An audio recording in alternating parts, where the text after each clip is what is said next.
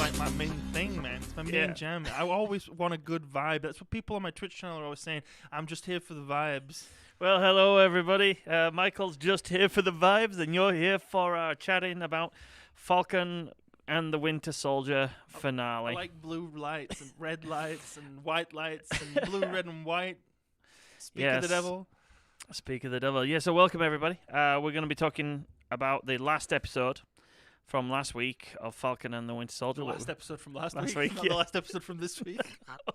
What we thought about it, what we thought about the series as a whole. We might even talk about what we're looking forward to with Loki. Well, we'll give you a spoiler warning right off the bat, but along with the spoiler warning, we need to also say, like, if you're really, really like passionate about what you think of this show, be prepared because these are hot takes from us. Don't get offended by anything we say, and we won't get offended by anything you say. Keep it nice and clean. Let's not would be Star Wars fans here. Yeah. Holy shit, the counter. That's the first time we mentioned Star Wars in months. Star Wars in a long See, that's time. the good thing about Marvel. It's kept our mind off Star Are we sure Wars. we didn't mention it during our Expanse Season 1 discussion? I don't know. But just to get formalities out of the way, if you like what you see, please don't forget to like, share, and subscribe to the channel. We do a live every week. Normally it was talking about whatever show was on. We've done WandaVision, we've done this, we've done The Expanse. Next week... Not whatever show was on, whatever show we were watching. Because there's like lots of shows on all the time. Yeah. Next week, though, we're going to try something new. We're just going to do TRS Live, where we're going to discuss kind of like news in media and all the good shit, especially with some interesting video games coming out soon with Mass Effect Legendary Edition and hopefully the Burning Crusade in World of Warcraft. But that aside, let's get on to the finale of the Falcon and the Winter Soldier. Michael, give me your hot takes of what your general thought of this episode was. So on the first watch, I was very much in... I'm here for this. It's a finale of a Marvel cinematic piece, and like I was just watching it and just kind of like turning off, sitting back and just enjoying it. I had a few brews. It was late. It was 3 a.m. I've watched it actually. Funnily enough, we usually do a second rewatch together before we go and do these lives. But I watched this one. I had to watch it again the following day because I wasn't sure what I thought of it, and I'd already heard from other sources, including yourself, that you weren't particularly happy with it. So that might have pushed me down that path a little bit. But I did watch it a second time, and I really started to feel that there was definitely something off about the episode, and I wasn't able to really gather my thoughts and figure out what it was until just recently. I've been thinking about it nonstop in preparation for our review, and it kind of ruins the series. I think it's not a very it's anticlimactic, shallow, poorly written, poorly paced, and there's good things that happen. Don't get me wrong, there's things I like, but as far as like the story that I was sort of invested in, my balloon went. It whimpered out. Yeah, it was a damp squib. And when we get into spoilers and breaking it down, I'll explain the good against the bad. But I feel like very dull ending to what was probably ultimately, now in hindsight, a very dull series from my perspective anyway.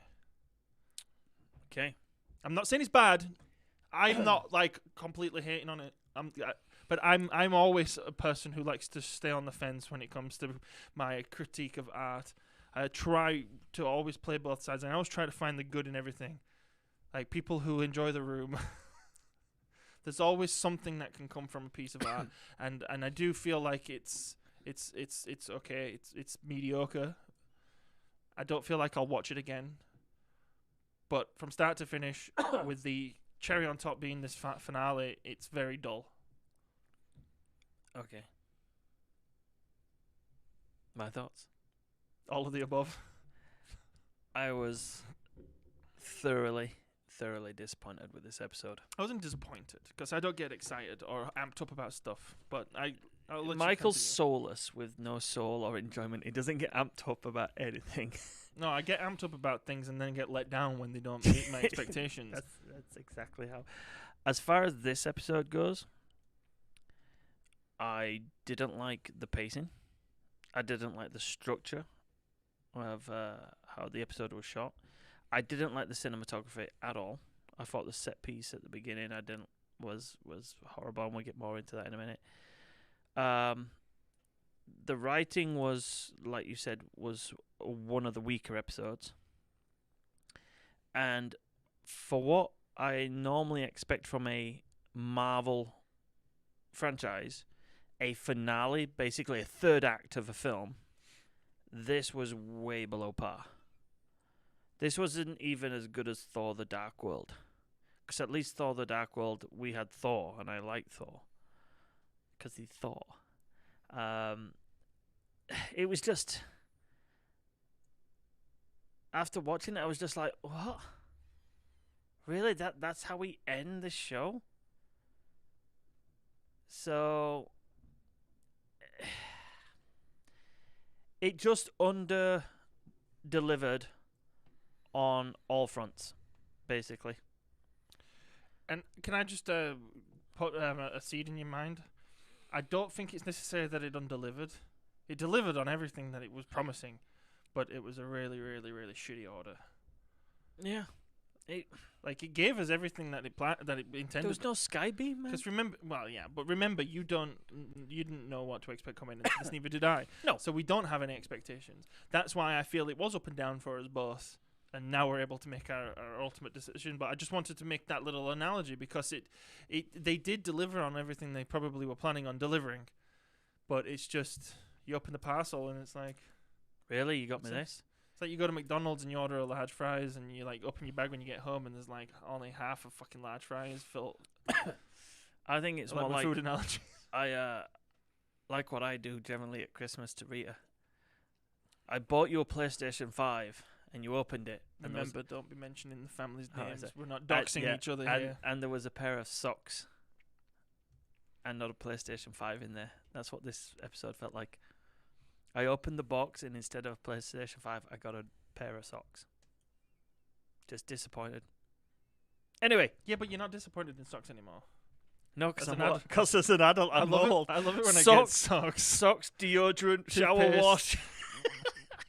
All the things that you don't buy otherwise. Yeah. Anyway, let's go into spoiler discussion area and actually go through the episode about what. Well, no, before don't you do, was there anything you liked about the episode? There were several. Without going into spoilers.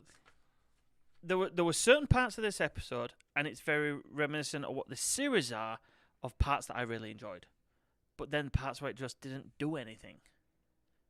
I would probably say there was about 3 or 4 parts in this episode I liked. It fits the mold of a bad Marvel movie then. Yeah. Because Thor, The Dark World, it has, spoilers, it has the Loki fake out death scene. Very good, impactful moment. It has the action sequence when the Dark Elves attack Asgard. Yeah, and kill his mom. That's Great. very, very good. There's great moments, but ultimately it's really rushed, mediocre, bland, and poorly done. Whereas that kind of sums up this. And has a bad villain. Just like this.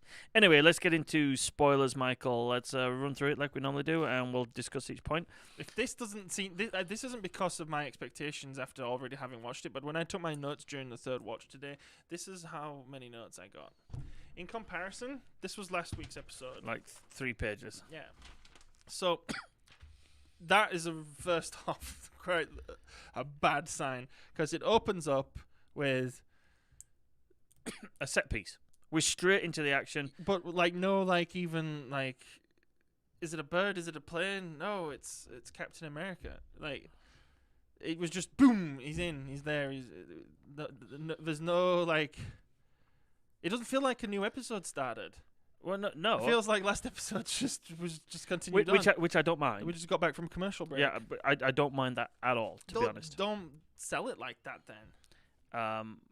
What my issues with this first, let's say probably half of the show, has nothing to do with the fact that it just peels straight over from last week's episode. I don't think Sam had convinced me through the visual storytelling, which is again probably another nail in the coffin of my opinion of Anthony Mackie as an actor.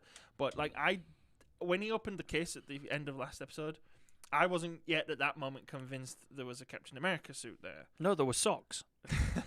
I just thought it was vibranium wings. And he had still got some soul searching to do. But no, that's kind of probably why it felt like such a shock to see him as Captain America all of a sudden. Because when I saw him flying and he's got the shield, I'm like, oh, okay, he's Captain America then. All right, cool. That's done and dusted. That's been dealt with. That's handled. Well, we're moving on let's with this. let's quickly talk about his costume because we discussed it at length. I like the fact when Marvel tries to hold true to the comics, especially the look. But as another channel, Comic books are a very much visual medium.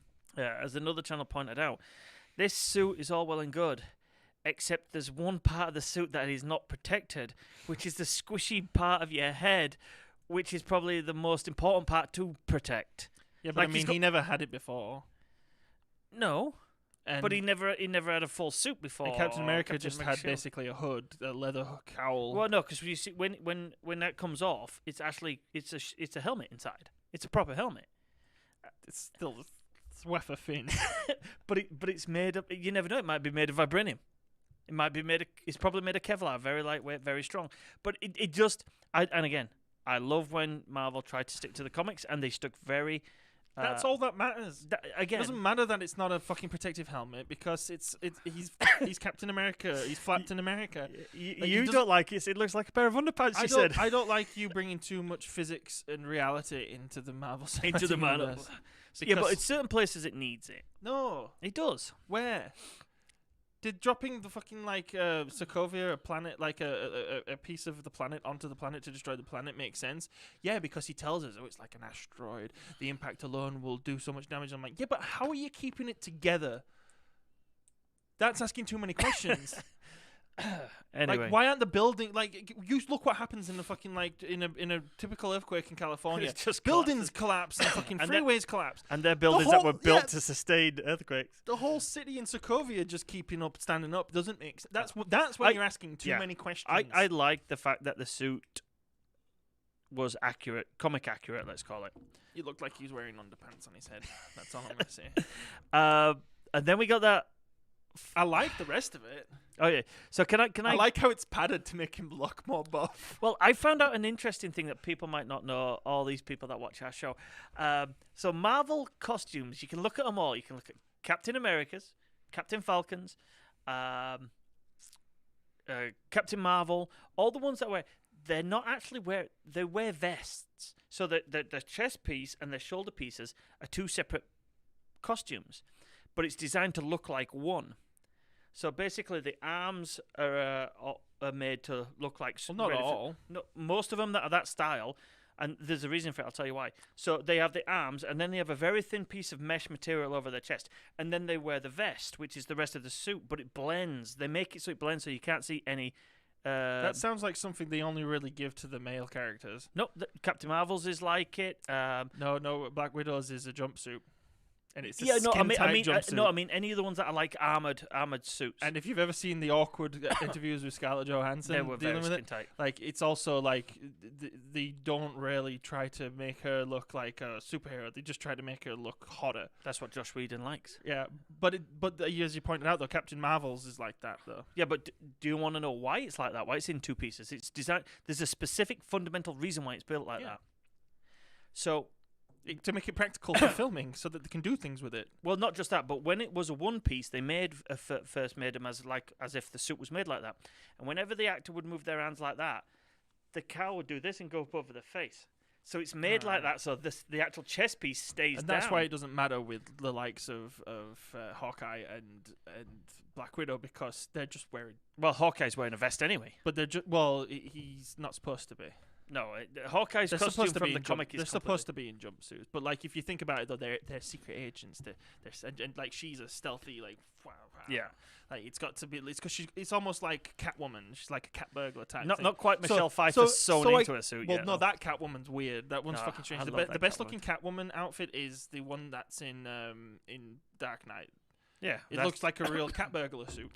So I get it. What you're talking about? You're talking about like the big like main superheroes who have got like silly, goofy superhero outfits. As soon as they move that, The reason I brought up Hawkeye and Black Widow is because they're supposed to be more grounded. They're supposed to be wearing Norms. uniforms. Those are shield uniforms. Yeah. Whereas what Captain America's wearing is literally a superhero suit. So this first set piece, I just want No, to. but go on. What were you saying about Falcon's outfit? So his is the same because so his is done now in two Yeah, pieces. and it's done so that they can help with the wire work as well, probably. Yeah, and the main thing is to stop the vest thing going up into their face. I reckon it's probably to help with the wire work as well, because then you can have wires coming out the seams and stuff and whatnot. The suit I loved. It's like it's the reason why between the X-Men movies they in the original they were wearing jumpsuits, and the second one they were wearing two pieces, and it's because they realized when they were doing wire work in the first one, and you watch Storm coming up out of the elevator, you could see it tugging on the suit, and it looks stupid. It looks like she's like a little baby in one of those. Stop over talking me. She looks like one of those baby stroller things. That's what it kind of looks like. But you just reminded me of why it's done that two-piece thing from Wednesday and X-Men. Who does this a lot in his show? Yes, Picard. And he did that because it kept. They had jumpsuits in the original two seasons, and then moving on from there, they ended up having like cotton like jackets. Yeah, and the jacket kept riding up, so that's why it's in two pieces. Except the women. The women had to continue wearing jumpsuits because Rick Berman's is fucking. Rick Berman is Josh Whedon. So. I just want to hold on. Oh. I know this is. I honestly, I don't have a Twitch stream tonight, so I want to just keep talking and talking and talking. So I don't care if we go off on little sidetracks and diatribes and shit. But Captain America's outfit in Avengers is a one piece. Nope, same thing. They're done specifically blended so well that you can't tell. But his uniform from First Avenger and then the other two Avengers movies, when he goes and picks up his new one, his old one from the museum in Winter Soldier, that's like pants. It's like an army uniform. It's pants and a top. No. Even his Avenger one, all the suits are designed like that to stop that movement of the. I'm not talking about that. I'm just saying that conceptually in the actual movie, in the world, in the story. Imagine we're not talking about. Falcon's is a one piece. Yeah, except in the what's it called, the First Avenger, his outfit. In First Avenger, Civil War, and Winter Soldier, and then even in Endgame and whatnot, is his old World War II outfit, because he steals it from the what's it called, from the Smithsonian. Remember when he goes on the run? Because he starts out in Winter Soldier with a proper looking like Avengers super soldier suit, superhero suit, but he actually moves on and goes and gets that, and he's wearing that for the remainder of his time in the MCU. No, and that's just Winter Soldier is wearing his shield one. No, that's what I'm saying at the beginning, and then he goes to the Smithsonian when he's on the run and steals his old suit, which is like a top and army like cargo pants and shit, and army boots and stuff. That's what his outfit is moving forward. Well, the one in the Smithsonian that he steals is like the one he has in Avengers. No, the one he has in Avengers is like a bright blue like wetsuit. Yeah, and that's the one he steals with the proper stripes on it. No, it's not. So the one that Coulson has made for him in Avengers is like, it looks like a rubber like diving suit. Yeah. And he never wears that ever again in the MCU. Ever. The one he's wearing in the second, third. He does. He wears it in Age of Ultron. No, he doesn't. From the moment he steals it back in Winter Soldier, the one that he had in World War I, he's constantly wearing. He doesn't steal it back in Winter Soldier. Yeah, he does. Because he goes to the Smithsonian when he's on the run. And he steals it from the Smithsonian. But doesn't he escape from S.H.I.E.L.D. wearing his suit? Wearing the one that the special the S.H.I.E.L.D. blue one, and silver one. The S.H.I.E.L.D. one. And then he ditches it because he's trying to lay low. Right. And then when they decide they're going to fight back, he goes to the Smithsonian and steals his suit. Winter Soldier's before Age of Ultron, though.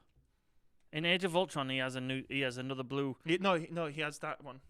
Well, no, he has one like it, but he has a new suit. No, he's not. Because the Avengers. Once he steals it back in Winter Soldier, he's never wearing anything different. He's wearing his first Avenger costume. I would have to check that. And there's probably a reason it was done, because people did complain about how goofy it looked in Avengers. The one he has in Avengers is super, super goofy. Pull it up. No, I know the one in Avengers is goofy. He's not wearing that ever again. It looks like it should be a Superman costume. Because it's like that blue. But then, so after that, ever since he steals the one back from the Smithsonian, he's wearing his old World War II uniform all the way to the end. No, I'm sure when they become the Avengers, free from S.H.I.E.L.D. and the Avengers compound, I'm sure Tony made him a new suit. He just cleans it. It's the same design and everything. Yeah, it is, but it's not the same one. But it looks so much more badass because he looks like a soldier. Because I'm sure the Smithsonian would want that one back. No, it looks so much better because he looks like a soldier. Yeah. So right. I like the fact that, and as a matter of fact, it's given me something now that's kind of, hindsight made me not like the design of the new Captain America outfit that Falcon wears. It's very spangly. it's not as cool. It doesn't have that soldier feel to it. No, Like who says it? It's very spangly. Captain's is very spangly. In Avengers, I think it's Iron Man says it, I don't know. but that's what Falcons look like. It's very spangly. It's like It's too fancy. it's like completely America. I almost wished it looked like his original Falcon uniform, but with, the red, blue, red, white, and blue. red, white, and blue, and the Captain America star. He should be called Captain America, because there's so much America in that suit. It's not funny. It feels really cartoony. Yeah. This is why I said it's good we went on a bit of a tangent here about Marvel Cinematic Universe costumes, because it feels... You don't want to see Elizabeth very Olsen different. in the Scarlet Witch outfit like she does in the comics. Well, even the new one, though, is still kind of a step away from the coolness of, like, the realistic outfit that she's wearing till that point. I know, obviously, she complained about the bustier and whatnot, but... I think it looks better. It just looks more like it exists in this world. What she's wearing now is cool. It looks awesome. We said on the stream, but it's very Comic-y. it's very comic-y. They're starting to shift that way, aren't they? I like They're starting to make it feel more like I comic like book I like world. the fact that they're trying to find a balance between normal, what would be real in life, and the comics. It won't surprise me if Captain Marvel comes out very similar outfit, the Captain Marvel 2, but she's got the sash now, Yeah. like the waist sash, and they start bringing more elements of the comic books into it a little bit more. Think of even Bucky's arm. I know it's not that much different, but it kind of feels a little bit more cartoony and comic-y now. Probably out of them all, the outfit that looks the most like the comics that I think is the Doctor Strange. Apart from his neck pieces and You can do the Doctor Strange as Yeah, well, it's because magical, it's the mystical. weirdest inclusion, I think. To be honest, though, the Incredible Hulk is pretty damn close. yeah, like his pants that constantly change size. Mhm. Anyway, let's get back to the Falcon and Winter Soldier. Well, I still am not done talking about his costume. Well, I did like it initially. I don't anymore. no, as I say, I did. Well, I never liked the headpiece, but I don't like it. it's He looked so much cooler walking around in his old outfit. The way it fitted was better. black, red, and silver. Well, no, not the colours. Like if The design of it, just the way it worked. It was just, minimalistic. It fitted him better. It I was think way they, more- they needed they needed something that looked padded to make him look big and ripped. and it didn't work. But I'll tell. Do you know why it didn't work? In the CGI, because No, CGI for this in episode's not very even good. worse. Even later on in the episode, with the silhouette, that's why it didn't work. Well, he's in good shape, is Anthony Mackie, but when he's not buff. No, when he comes round that corner in the silhouette, he looks like he's wearing hockey pads. Looks like he's got a little head. Yeah, he looks like he's wearing hockey pads. Yeah. And then Bucky says, "Do you know what's good about my costume? I'm not wearing hockey pads." They Well, you look really at Bucky's... going forward should minimize that outfit a little bit. Yeah, He looked so much cooler in his it was just his regular Falcon outfit. it was Take very his spangly. take his regular Falcon outfit and then just put the Captain America imagery on that, and that would have looked so much better. Oh, hey, Lewis. We're talking about the Falcon and Winter Soldier finale with lots of spoilers, so feel free to join in the conversation. Let us know what you liked, what you didn't like. As we, Full of spoilers. Yeah, so I know you have lots of thoughts on the set piece. I'll come out and say right now, from the moment the fight starts and he shows up flying in, and he's like, and then who does he fight? He fights George St. Pierre. He fights the Flag Smashers and other people. We'll get to that show up. But Carly. everything about it to me was just like, it's TV. It's a TV action sequence, so I wasn't going to give it the absolute pounding you're about to give it. But I will point out that the special effects look like Sam Raimi's Spider-Man special effects. Hey, Sam Raimi's No, Spider-Man's but I mean epic. they look a little bit. The special effects are not the greatest. Right. I didn't mind any of this. Some of the stuff some of the stuff you're gonna get into, I did not care about because it's just a TV show. Okay, But go on. I'm going to keep it brief then, because I know that you kind of disagree, but I thought as far as set pieces go, it was one of the weakest Marvel have put to film.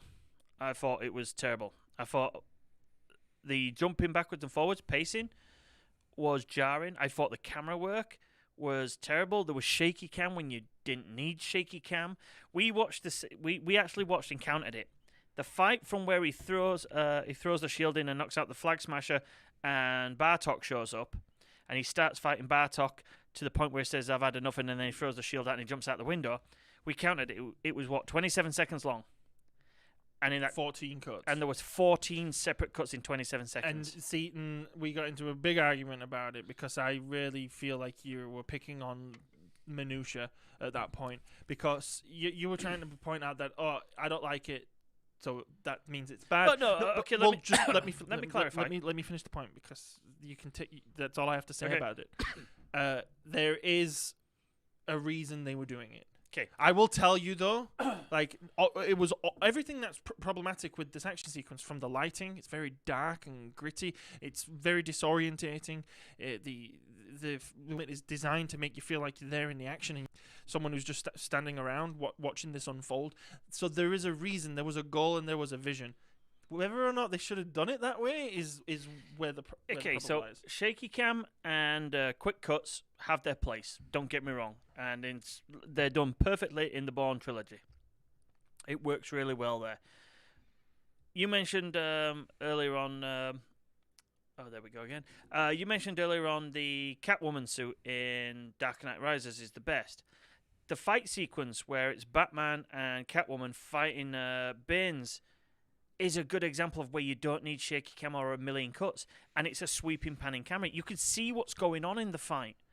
This entire sequence, it wasn't just that Bartok fight sequence. This entire action sequence had too many cuts, too much shaky cam when you didn't need shaky cam. It was too dark. It was just a mess, to be honest. The helicopter scene. Being a pilot, helicopters don't fly like that, right? And Michael, I know you said I don't care. the Falcon doesn't. Just talk to the Yeah. camera. I don't care about this. The Falcon doesn't fly like that. He's Talk not to the real. camera. I'm not talking to you about this. The helicopter sequence I didn't like. The fact that he can use his vibranium wings now to stop a helicopter to bounce off him. No, that would have crushed him. He would be dead. Captain Falcon would have lasted 25 minutes. And then that'd be it. We wouldn't have. I know it, but again, I'm not saying that Marvel movies and shows have to be 100% accurate, but give us some kind of semblance if you're trying to set it in the real world. So, clarify for me. I'm not a Marvel reader, as we've established. I have read Marvel comics before, but only X-Men and Daredevil. So I'm not huge. I don't know all the backgrounds. I don't know everything about Marvel. He becomes Captain America in the comics, right? Yes. Does he become Captain America with the wings in the comics? Because I didn't expect that. I thought the whole point was, if he was going to become Captain America, he was going to become like the soldier Captain America with just the shield and his fists and his awesome fucking. I think he keeps the wings all the way legs. through. Okay, Correct us in the comments if that we're that wrong. confused me a little bit, and I think that's one of the problems, because you had to have him fight in an aerial battle, right? Yeah. And getting people into like, you couldn't get them into a plane. It's not like they could have a plane fly by the building and it's like, we're all going to jump in. They would need to get You've into obviously not seen the trailer for the latest Fast and the Furious. maybe they apprehended one of those weird planes which has like the helicopter V22. I don't know, but all I'm saying is that they would have needed to No, have had a set piece where he's flying, because I know you didn't like the opening set piece of the show when he's chasing down the Hercules in the wingsuits, but that makes more sense, right? Way more sense. than the helicopter fight. Apart from the wingsuits in the trench, that was the only part we both said we didn't really like. I would have been actually more excited for him if he'd have shown up. Just come running in. Yeah. No wings. Hey, I'm here, boys. Maybe he'd taken the serum. I don't know. I think that's again the messaging of this episode is weird for me, because like, if they'd have had him take the serum, obviously that goes against message. But what are they saying about the serum? Is the serum a good thing or is it a bad thing? Like, it was good when Steve Rogers took it because he was a good man, not a good soldier. The reason John Walker has his problems with it is because he's not necessarily like a bad man, but he's also just he's more. It's more about the soldier that he's been made into and whatnot. So there was some messaging going on around the serum. The serum is used to make the Flag Smashers who they are. Zemo is there to stop and destroy super soldiers. So I get it that they had to have him show up and basically be taking care of business on his own merits, not with the serum. But excuse me, and this is again probably where I lose a little bit because I've never read the comics. I feel like it would have been better if he was the new Captain America and not Captain America Falcon. See, and that's because it leads to like having to force him into a really convoluted helicopter chase. That aerial fight scene would have been believable if that was Iron Man in an Iron Man suit, not a fleshy, squishy human being wearing a pair of wings. Well, they're vibranium wings though. Yeah, but the rest of him is squishy He's got human. a shield. No, that's on his back. No, but you made the argument the wings. No, but what I'm saying is the only parts that are indestructible of the Falcon. Yeah, and they do make this is somewhere where you have to give the whole episode credit based on your argument.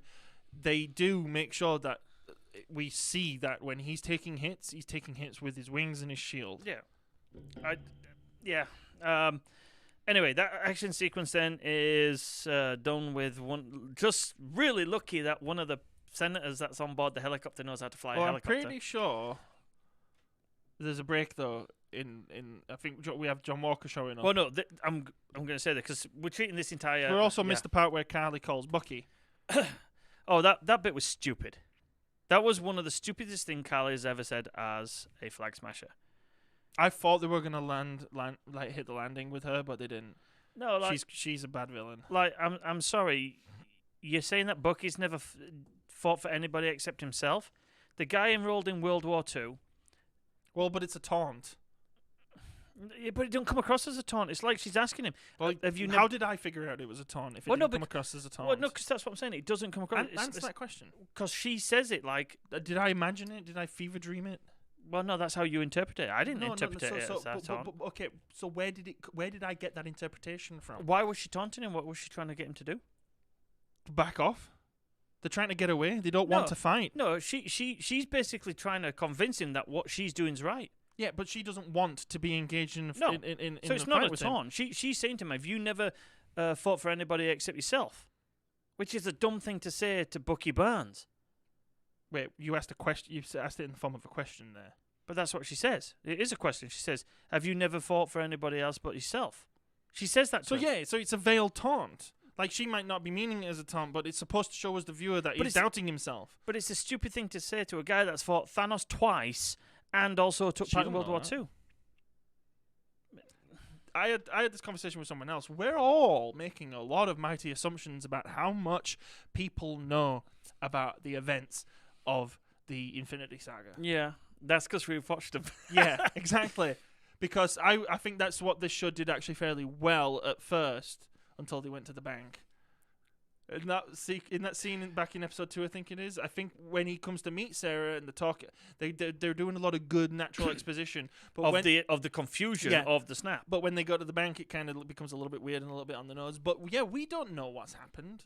It feels like the world has built an organization called the GRC to help deal with all the shit that's happened. Yeah.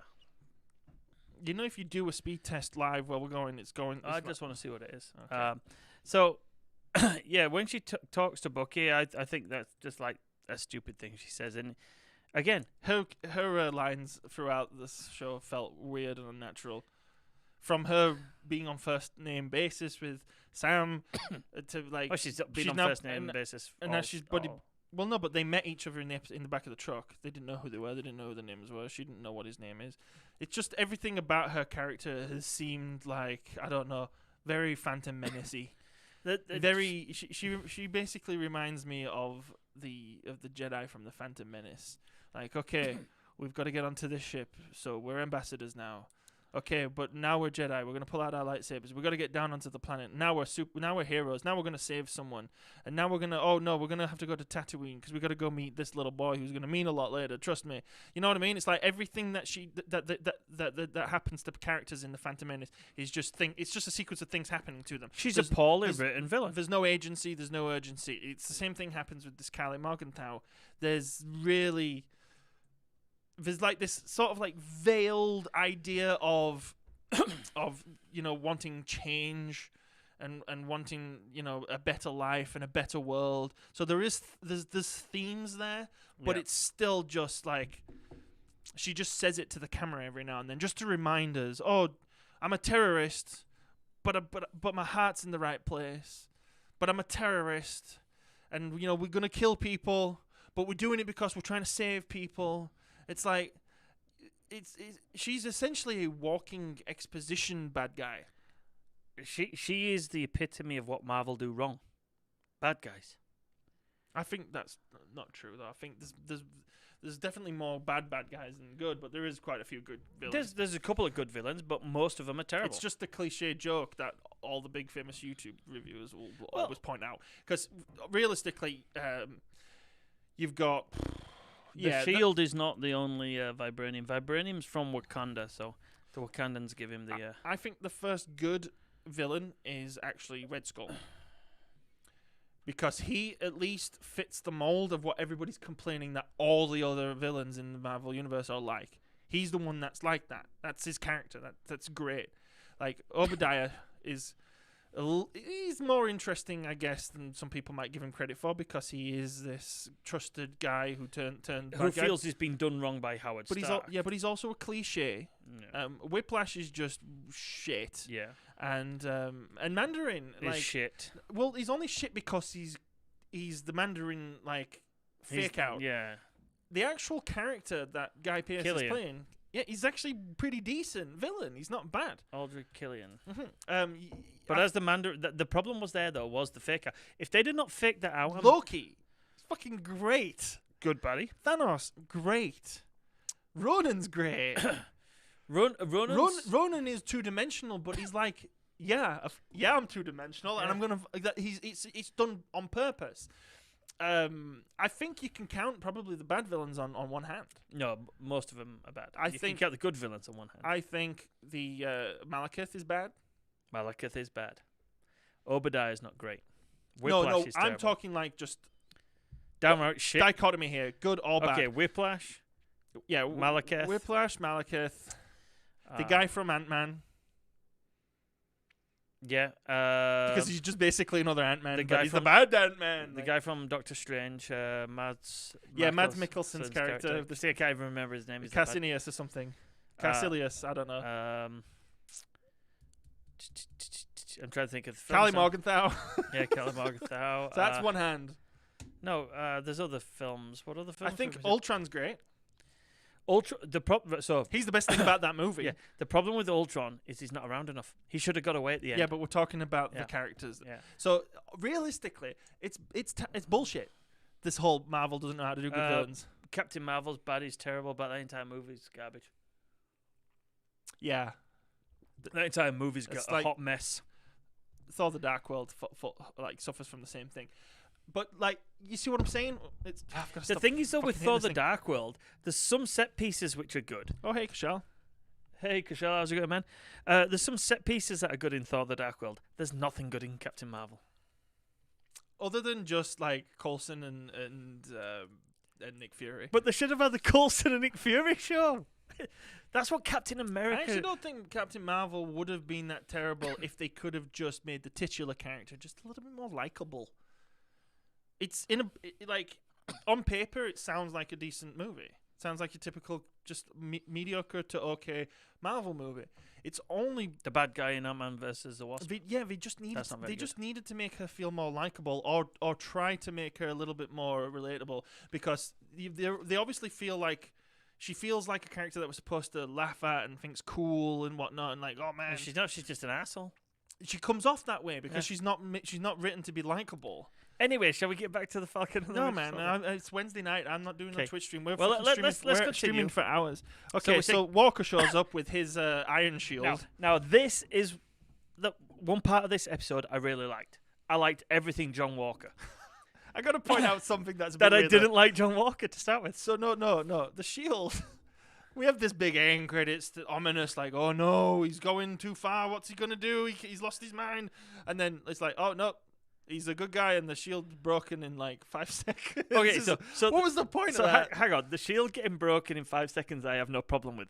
Pull up the bigger chats. I can't read it. So the Wakandans just had a Captain America version of a Falcon wingsuit lying around. Yeah, especially as well. Well, that's the biggest problem with this show. The pacing. Where did any of this take place? How long? What did this all happen in just a few days? Wait, what? as I said, with the Smithies just going away, we're gonna need to make a Captain America suit. Who are we making it for? Make it for Falcon. Make it for Bucky. Now it's one size too big for him. So back to John Walker making his own shield. What I liked about this is, though, he makes his own shield in that end sequence, and it gets destroyed. I love the fact that it gets destroyed. Subverts your expectations. Especially in the way that you said. We'll get onto that in a minute. It How should it have gets taken destroyed. a little longer. But it's like he throws it in, it lands, poof, it fucking goes, it goes flaccid and lands on the floor. But what I didn't like is the fact that when he's walking in, it looks identical to Sam's. There's no way in his garage he made a shield that looks identical to the real vibranium shield. I have a friend in real life who's a metal worker. Right, he's just a self-taught metal worker as well. He doesn't have any welding credentials or anything. He actually works for a welding firm. He's gonna make you a Captain America. He makes all sorts of fucking awesome shit in his garage. Oh, don't get me wrong. I have seen some cosplayers who make shit that people have made full Iron Man suits, 3D printed. Because you know what the real problem here is? What I was saying about time. Yeah, time. I could believe he made it if a week had passed. More than a week. What is he now? A smithy by Well, he might have been. You don't know. Like I said. What would have been better is if it showed up and it looked like shit and then instantly got beat. The shield is Mephisto.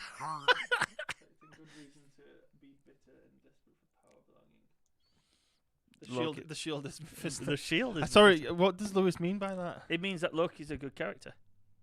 That's what. Oh, he's just a little bit behind because our stream is really lagging tonight for some reason. Last week it didn't. So like he says for some reason, and then checks internet, checks his location. Oh yeah, I'm in the middle of the fucking prairies. Yeah. No, it'd have been better if he'd have shown up with it, and it so obviously looked like he made it in his garage, but it didn't matter. I'm Captain America. I made this shield. I'm gonna fuck you up. Well, I'm not sure if this is a detail I imagined, but I feel like it does. Every time he throws it, it shows like paint coming off of it, and like you see like the seams around the circles. Yeah, when it lands, start splitting up. No, when it lands, it's broke. It's all now it's dented. I mean, when he throws it, and it bounces those few times. You see stuff coming off of it. So when he first walks in and he's wearing it. It looks like he's got the real shield. As soon as he starts using it, and then he throws it, it bounces, and it lands on the floor and flips over. That's where you first see the welds. Mm-hmm. And I like that, but it shouldn't have looked so good from the front. It should have looked like he'd not welded off, ground off a few welds. But I like the fact that Walker for an episode that is actually full of real like weird janky moments. You're picking some strange hills. I'm in a nitpicky mood at the moment. But yeah, anything John Walker in this episode I liked. Yeah. So then we have a big fight again. Again, more shaky cam and quick cuts. It's hard to tell what's going on. But it's like it breaks off into different areas. You have Bucky and Walker fighting the henchmen. We have Bucky just fighting one henchman on his own. At the moment. They split up. That's what I'm saying. I think they start chasing Carly, and this is where the helicopter scene begins. Yeah, and then Carly is now in the basement with.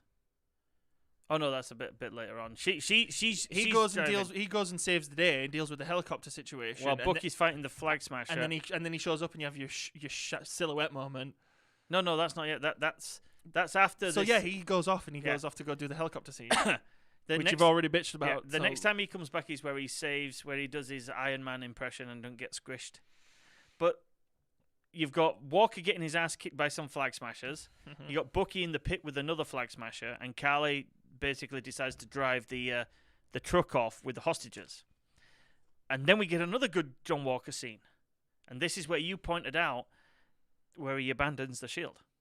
I thought that I'd not noticed that the first time I watched it. And that's there's some symbolism and visual storytelling going on there. That you don't need the shield to be a hero. He abandons the shield to go and save the day. Yeah. To be a hero, while on the flip side of it, Sam now needs the shield in order to be a hero. There's some symmetry going on there. And he does save the day, but then Callie, I think she kicks him in the ass, and he falls into the pit to start a fight with Bucky. But then the truck's about to fall, and then it gets caught by Falcon.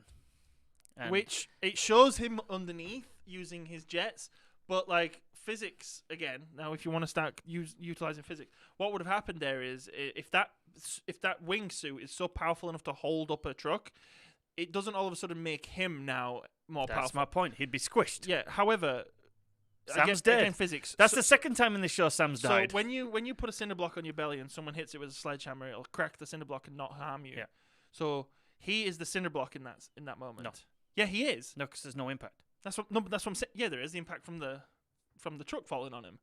He's holding himself up. Yeah, right? what defying happens? gravity. What happens to the cinder block? That's what I'm saying. So that's why I'm getting at. You're like you are just not gonna sign off on the realism of the character. No, of Falcon, what happens of to the Captain cinder Falcon. block? So you put a cinder block on your It belly. breaks. So why isn't Sam a squishy bloody pile of mess? I just said that. I'm saying that this is the thing. You are gonna have to nitpick every single problem with the physics in the Marvel Cinematic Universe if you're going to think that. It's not right. I'm not defending it. No. I'm just saying I'm trying to understand your point of view here. My point of view is to me, there's no hero if that's the case. Okay, hang on. There's no hero. Hang on. I'll tell you my point of view. Everything Falcon's appeared in so far in the MCU, he's done stuff that the Falcon can do. Now that he's got the shield, he now can do shit that fucking Cap could do. That's not how it works. Cap is a super soldier. Cap wouldn't have been able to hold up a truck in midair. Of course he could. You don't have the wings. Well, not in midair. Yeah, but Cap could have caught it. No, he wouldn't have. Cap would have been crushed by that. He wouldn't Cap be able to would do have that. No, right, if he's Thanos, not Superman. No, if Thanos with five Infinity Stones, he's not Superman. He can hold Thanos up. He can hold up that truck. He's not Superman. He wouldn't. That just wouldn't be what would happen. Because the whole point of that scene is to show it's the wings doing the work. And now this is where I say, so they're like, no, look, the wings are making him powerful. But then I'm like, yeah, but a physicist will say, though, if you put like a human in between those wings and a falling truck, the human's going to get squished. Okay. So that's where I say, even if you're the going truck, to have to start thinking. Even if the truck wasn't falling, just the weight of the armored truck with his wingsuit pushing him up, it would have been like a press. Yeah, I'm aware. I'm trying to point this out to you. I'm trying to point out how you're nitpicking.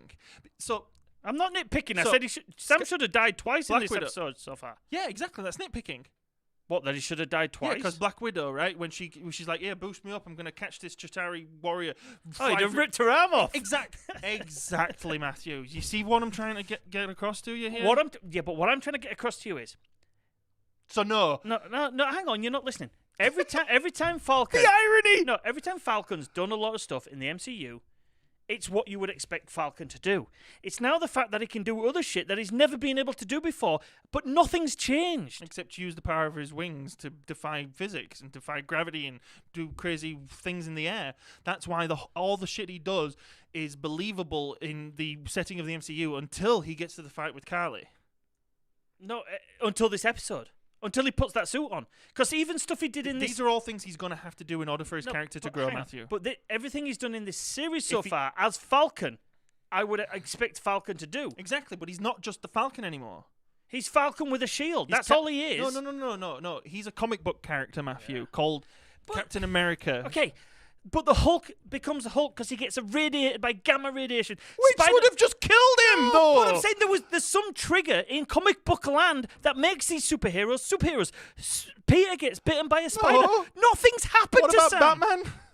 He's just crazy. He's just rich. Exactly. What about Natasha Romanoff? Why can Natasha Romanoff not get her arms ripped out of her sockets? Batman is a super detective and a martial arts expert. You're just not understanding. No, it's contradictory. shit. No, see, and so again, it's bad. So in my head, so it's shit. Because it's changed his We always get to that. No, it's shit because it's changed his character. Yeah, from it's called character growth. No, again, but it's growth that's not earned. Yeah, it is. How's he earned it? Well, the whole show is if about he'd him have taken the super serum, he'd have earned it. No, he wouldn't have. That's the antithesis of the show. The fact that the guy who takes the serum hasn't earned it. How are you missing that? No, because I don't want to defend the show. By the way, I don't like the show. Hang on, but this is nuts. I'm not saying that he hasn't earned it. Yeah, you are. No, hang on. He hasn't earned it by he doesn't deserve it. He hasn't earned it. This has been recorded, right? Yeah, by anything that's happened to him. What's made him all of a sudden be able to do what he can do? Well, okay. Now you've created a scenario and you've set the goalposts. Tell me what should I expect? Why does Tony? What should I expect? Okay, do not say serum. No, hang on. What does Tony Stark have to do to become Iron Man? He has to escape from. He has to make his first Iron Man suit. Yeah, he has to escape and have a mindset change, and then spend all that time designing his Iron Man suit. So to become Iron Man, he puts in the work and he earns it. Sam's not done anything like that. Well, what? Okay. Spider-Man. Now, we've not seen it with Tom Holland, but what does Tobey Maguire do after he's been bitten? He trains and learns how to use his abilities. set the scene and plan the goalposts. What does Sam have to do in order to have earned it that he didn't do in the show? Because to become the show's all about it's all about it. It's all about him learning to come to grips with the fact that he was entrusted with this, and so he needs to find it. I'm with not doubting that. Well, yeah, you are, because you're saying that he's had no character growth. He's not earned it. But I might think I deserve to be Captain America, and I should go out tomorrow and start doing Captain America stuff. I'd be killed instantly. Well, other than the fact that you weren't actually, though, trusted by Captain America to be Captain America. So, Okay, so let's say Cap decided that he wanted to trust Rocket Raccoon with the fucking shield. But he did. No, he hang didn't, on. though. But just because Cap entrusted the shield to Sam doesn't make Sam Captain America. In the Marvel Cinematic Universe, it does. Well, no, it's part of it. What do you mean it's part of it? Well, it's part of it. That's the catalyst. Well, no, because what should have happened is what we discussed last week. Is So you have- Sam doesn't have what it takes to be Steve Rogers. Simply does not have it. He has what it needs to be Falcon, and he's really good at Falcon. And that's what we talked about last week, where they should have doubled down. Falcon should have stayed Falcon, and So what about Bucky should have stayed Winter Soldier, and they should have. What about the thesis of the show, that the main theme, that you don't need super serum to be Captain America? What about that? I don't know what it's going to be like after this, but I still don't think you can be Captain America like Captain America without the super serum. And that's my whole argument. So that don't affect the story though. And That just affects your internal logic. I've your not understanding of said the it physics affects in the story. Yeah, you are. No. Yeah, you are, because that's the story. All right, moving on. Yeah. So Sharon's the power broker, but you didn't see that coming. No shit. And Bucky and Walker are having a bunch of camaraderie with each other now. In fact, And two super soldiers take on four super soldiers. Yeah, they've sufficiently stopped the bad guys, and they're having a little bit of a banter and back and forth. Well, and no, that's pretty cool. before that bit, we have the bit in the basement with Carly. Before we get to that, with this silhouette where Sam comes around the corner, it looks like he's wearing hockey pads. Oh yeah, I just wrote that whole sequence as fight. Yeah. That's what I was on about, the suit looking weird. Well, yeah, I knew that. We've already discussed it. And then he takes on Carly, and he's still trying to talk her down. And she has no growth as a character or anything, and then she gets shot. Now, she hasn't earned anything. No. She hasn't earned the martyrdom that is apparently thrown on her as a character. But then again, because when he's giving his speech at the end about her, and it's like, the difference between an insane god or a teenage girl. I'm like, well, no, she kind of got what she deserved, man. Sure, you might argue that she's a product of the world that created her or something, but I mean, she's a teenager, you said. So if she's 15 at the youngest, that means, and she wasn't snapped, right? The Flag Smashers weren't snapped because they understand the world. They know what the world was like. So let's say then she grew up, I guess, as a teenager through the snap. Mm-hmm. So her plight is having to live in a world that Thanos had made. A world without sin. Exactly, a world without sin. That's the only thing that she's really had to suffer through. So, she's a character that, as a villain, as an antagonist, has not earned the role. No, but you've just, with what you were saying there, I think you've summed it up for me. I don't think any of the characters have earned anything in this series. If physics applied, it would be R-rated. Yeah. See, I wish I was having this conversation. All the with limbs Lewis would be right chopped now. off. Yeah, but there you go, Michael. What you just said there is, I don't think she earned it. I don't think Sharon earned the surprise that she was the power broker. That wasn't earned. But again, so right. You earn it by writing a good script. No. But the characters are characters in a fucking story. They don't know about scripts, Matthew. So Sharon is not a character who has an arc in this show. No, she's not really even had an arc at all. No, but I said the show has not earned the surprise that she's the power broker. How? Because it wasn't a surprise. They might as well have come and told out. It being a surprise inherently isn't a reason for her to not have earned it. No. There is no. Okay. She's not earning anything. Not her. I mean, the show didn't earn the surprise. Honestly, Matthew, it's really hard to follow what you mean because you were talking about characters earning things. The show did. 5 minutes No, ago. I'm saying a lot of this is the show's not earned anything. The show didn't earn the surprise of Sharon's the power broker because it wasn't written well. Well, I'm glad to see your train of thought fucking all over the place. Serpentines. But that's the same. Carly, like you said, she doesn't deserve. She hasn't earned the feeling of that she Do you was know what's actually in shocking the right. about this? What? I don't like this either.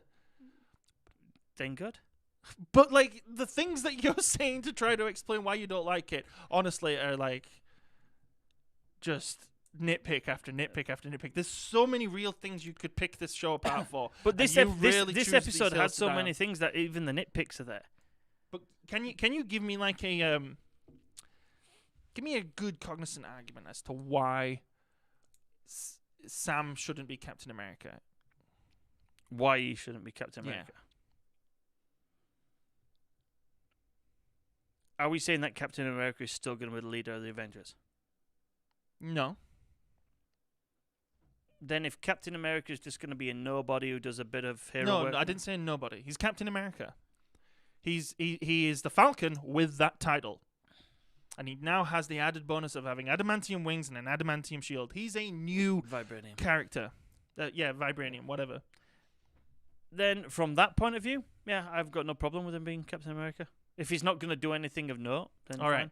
So now, take that added expectation of thinking that he's supposed to be Steve Rogers. Tell me now why he hasn't earned the mantle of Captain America. Because he's still just the Falcon. He's just the Falcon Yeah, with he better equipment now. Well, one extra piece. Well, no, he's also got adamantium wings.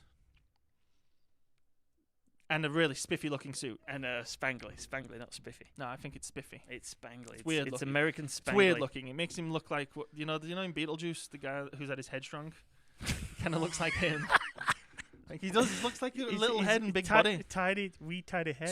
So now I've gotten you around because I'm trying to still understand what you mean about he didn't earn it, because this whole show has been about him earning that mantle. Okay, then I'll flip it on you. Tell me how he has earned it. He has earned it. The way he's earned it, right? So again, starts off. The catalyst is in Endgame. He's entrusted the shield from his good friend Steve Rogers, the Captain America. Here, try it on. How's it feel? Like it's someone else's? Well, it's not. So, and yet at the end of the Steve- season, it's still someone else's. Steve goes off into the sunset, never to be heard of again. Oh, sorry, no, the moon set. The moon, yeah. All right. Where did that come from, by the way? So we start. Is it it's a throwaway line in the first episode? Yeah, isn't it? someone mentions I it. thought earlier. Captain America was on the moon. Okay, so now, Falcon and the Winter Soldier. Oh, yeah, it is Captain America. This is Winter Soldier now. But Falcon and the Winter Soldier starts out, and the first thing we see is he's like, "No, I don't want it. I haven't earned it. And that's the best thing the show did, and that's what it should have been. Doesn't belong to me, right? Oh, we'll get to that. That's why I say you pick weird hills to die on, because I'm trying to show you the better hill to die on here. The whole show is about him and Bucky essentially having this camaraderie with each other, in which he is struggling with the fact that he doesn't want what is being bestowed upon him, and Bucky doesn't want it either, but he doesn't want to see the legacy of his friend ignored and thrown to the gutter, right? Mm-hmm. So these two now embark on a journey together, in which they're both going to go and unlock a mystery. The heroes fighting the bad guys. Even earlier on, he's like, there's a very, very heavy emphasis on the fact that he is just a contracted guy by the government to do things now. He's actually at a low, is Sam, technically. Mm-hmm. It's not very well illustrated, but it is there in the text that he is currently in a low. He's come back from the snap and his life isn't what it used to be, and his friend's gone. Okay? Yeah. So we have conversations which we've discussed in the previous live streams, so I know you know these, about how we over time find out that the reason that Bucky is annoyed at Sam is that you were basically given this. Like, I don't want it. I have my own things to sort out, and he goes and does his own thing, which is also poorly handled. But Sam is at some point now realizing, okay, maybe I need to find like the real home for this, because obviously this guy, Johnny Walker, is not the guy. Yeah. So he goes around trying to find where it belongs, and it's a soul-searching earning, basically, is what I'm saying. You feel like, because it's a superhero movie, you feel like he has to punch his way to earning it. Probably, yeah. No, that's not what the show did. It's not what he was trying to do anyway. Yeah. Because realistically, what it was trying to show us is that, yeah, he was bestowed this honor didn't feel like he was worthy of it, and him earning it was him realizing that he was worthy of it all along. That's what the fucking show was about. Now you can come around with that. There's the hill to die on. That wasn't done very well. No. See what I mean? But going around and saying, "Oh, he gets squished by that car," that's stupid. Because a lot of stupid shit like that would happen in this show if you fucking took that veil of suspension of disbelief off. They took a character that was from Captain America. It's just a mantle, Matthew. Captain No, America. hang on. So they took a character from the movies in Falcon that was done very well, and then did a really bad Captain America Falcon. See, I don't think he was done very well. I know we rip on Anthony Mackie a lot, but I just don't care for the character. As a sidekick, he was done awesome. He's not a leading character. I could have done without Well, him. let's put it this. Let's put it this way. Well, let's put it this Winter way. Soldier, if it would have been just him and Natasha, I wouldn't have minded. Well, but again, I'm okay. not a Marvel guy, so before I'm sure people cheered when he showed up on screen. But before we get on to carrying on with the fight, there was talks of Captain America 4. We got a long speech to go. Yeah, Captain America 4. I've seen every single Marvel cinematic movie in cinemas. If Captain America 4 comes out, I won't go to cinema to see it. It don't interest me one little bit. Even though you only just heard about its rumor, you're already making your mind up. But that's what I'm saying. The character... So like people who already made their mind up that Discovery Season 4 is going to be trash. Well, no, because Discovery Season 3 was great. No, but only you think it's great. No, you think it's great as well. No, but okay, I'm saying like the people who have already... The character, you know what I'm trying to character that's say. going to be the lead of that movie does not interest me one little bit. He's not an interesting character. Now, again, this hill. This is the big hill that we want to die on. Yeah, badly acted. Poorly acted. I wouldn't say bad, poorly acted. Because some stuff he does is good. Funnily enough, the speech in this is acted pretty well. The which first is because the speech is so fucking long-winded. The first part of the speech is done really well, but then it goes on. It just keeps on going on and on and on. The speech that would never die. But so yeah, he's not lead. He's not a very good actor. He's not lead actor material. Yeah. So there, right, good. We're making some ground here. We're making some actual, but that's what productive conversation. Maybe if they took him out of the scene and put Charlton Heston in, like they're doing, what does Wayne's World 2. What does Wayne actually say? It's like, is this really the best you could get? I know it's only a small part, but it's exactly that. There's a good reason to really, really think that because it's not about the character of Sam earning it. You know it. It's because the acting's not very well. No. And as far as the actual plot device used to show us, the audience, that it wasn't about him earning it, it was about he was always worthy for it, and he needed to figure that out, was kind of hastily written. Yeah, because that whole plot point is kind of like the whole show. It's like, will he or won't he? Well, he's not gonna. No, he's gonna. Oh, he's gonna. No, he's not gonna. Oh, he goes and sees this guy and he's like, oh, no, you can't do it because you're a black man. No self-respecting black man will do it. Okay, well then, no, I'm not gonna do it. No, I'm not gonna do it. There's a case. I open a case and there's a Captain America thing in there. I'm gonna do it. Like, that's what it. That's what it feels like. Like we both talked about, the better resumption of. Can you get the chat up? The better resumption of Falcon and the Winter. Better resumption. Yeah, of this series. Oh. The better resumption of Falcon and the Winter Soldier would have been Falcon and the Winter Soldier Season 2 and the mantle of Captain America put to bed. And Falcon should have embraced what he was. He was Falcon. And he was good at it. And then you could have had your two buddy cop thing. Anyway, I think this premise could have been done well. And there were signs in the show that it could have been done well. Because to me, the whole buddy cop situation between him and Bucky and Zemo, and even was good. And even John Walker. John Walker and Zemo are the two best characters in the show. Then closely followed by Bucky, and then Falcon's kind of just again. I think it's mostly because of the acting, because the writing is also just as bad for Bucky. Because what happens to Bucky in this episode is just like absolutely. It's almost like, oh yeah, we got to do with this. The thing is though, and this is where we were talking about it. The small amount of screen time that Bucky gets devoted to his story, Sebastian Stan does really well. Yeah, and that's a good topic for conversation we might have on 10 Forward in the future. Actors who are able to elevate their roles. Yeah. Anyway, so we finished with the fight scene where Carly gets shot and dies, and oh my god, she's dead. Ooh. The power broker gets shot, and poor George St. Pierre just gets shot, and then Sam comes flying in, holding her body, and yeah. Yeah, very martyr imagery. And then we have the speech. Which is a pretty decent speech, really, when it comes to the issue at hand.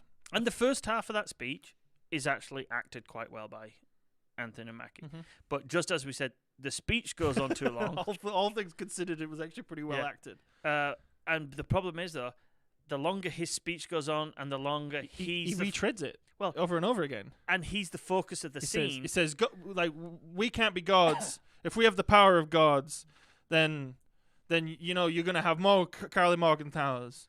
Because you can't have the power of the gods and be also have the power of the gods. Though, and before the snap. What that speech does, though, is highlight him not being very good at acting. Because it puts him in the focus for far too long. It's just... Yeah. It's a meandering speech. With good messages. It's a good speech to start with, and then it just goes on too long to the point where you're like, it gets cringeworthy. And it's just like, really, that speech should have ended like maybe 2 minutes ago. It reminds me of the speech at the end of Scrooged. Yeah. Yeah, goes on way too fucking long. Yeah. Except that's a well-written speech. And it has... About the spirit of Christmas. And this is a badly written speech about the spirit of Captain America. But also a well-written speech about Christmas acted by a good actor.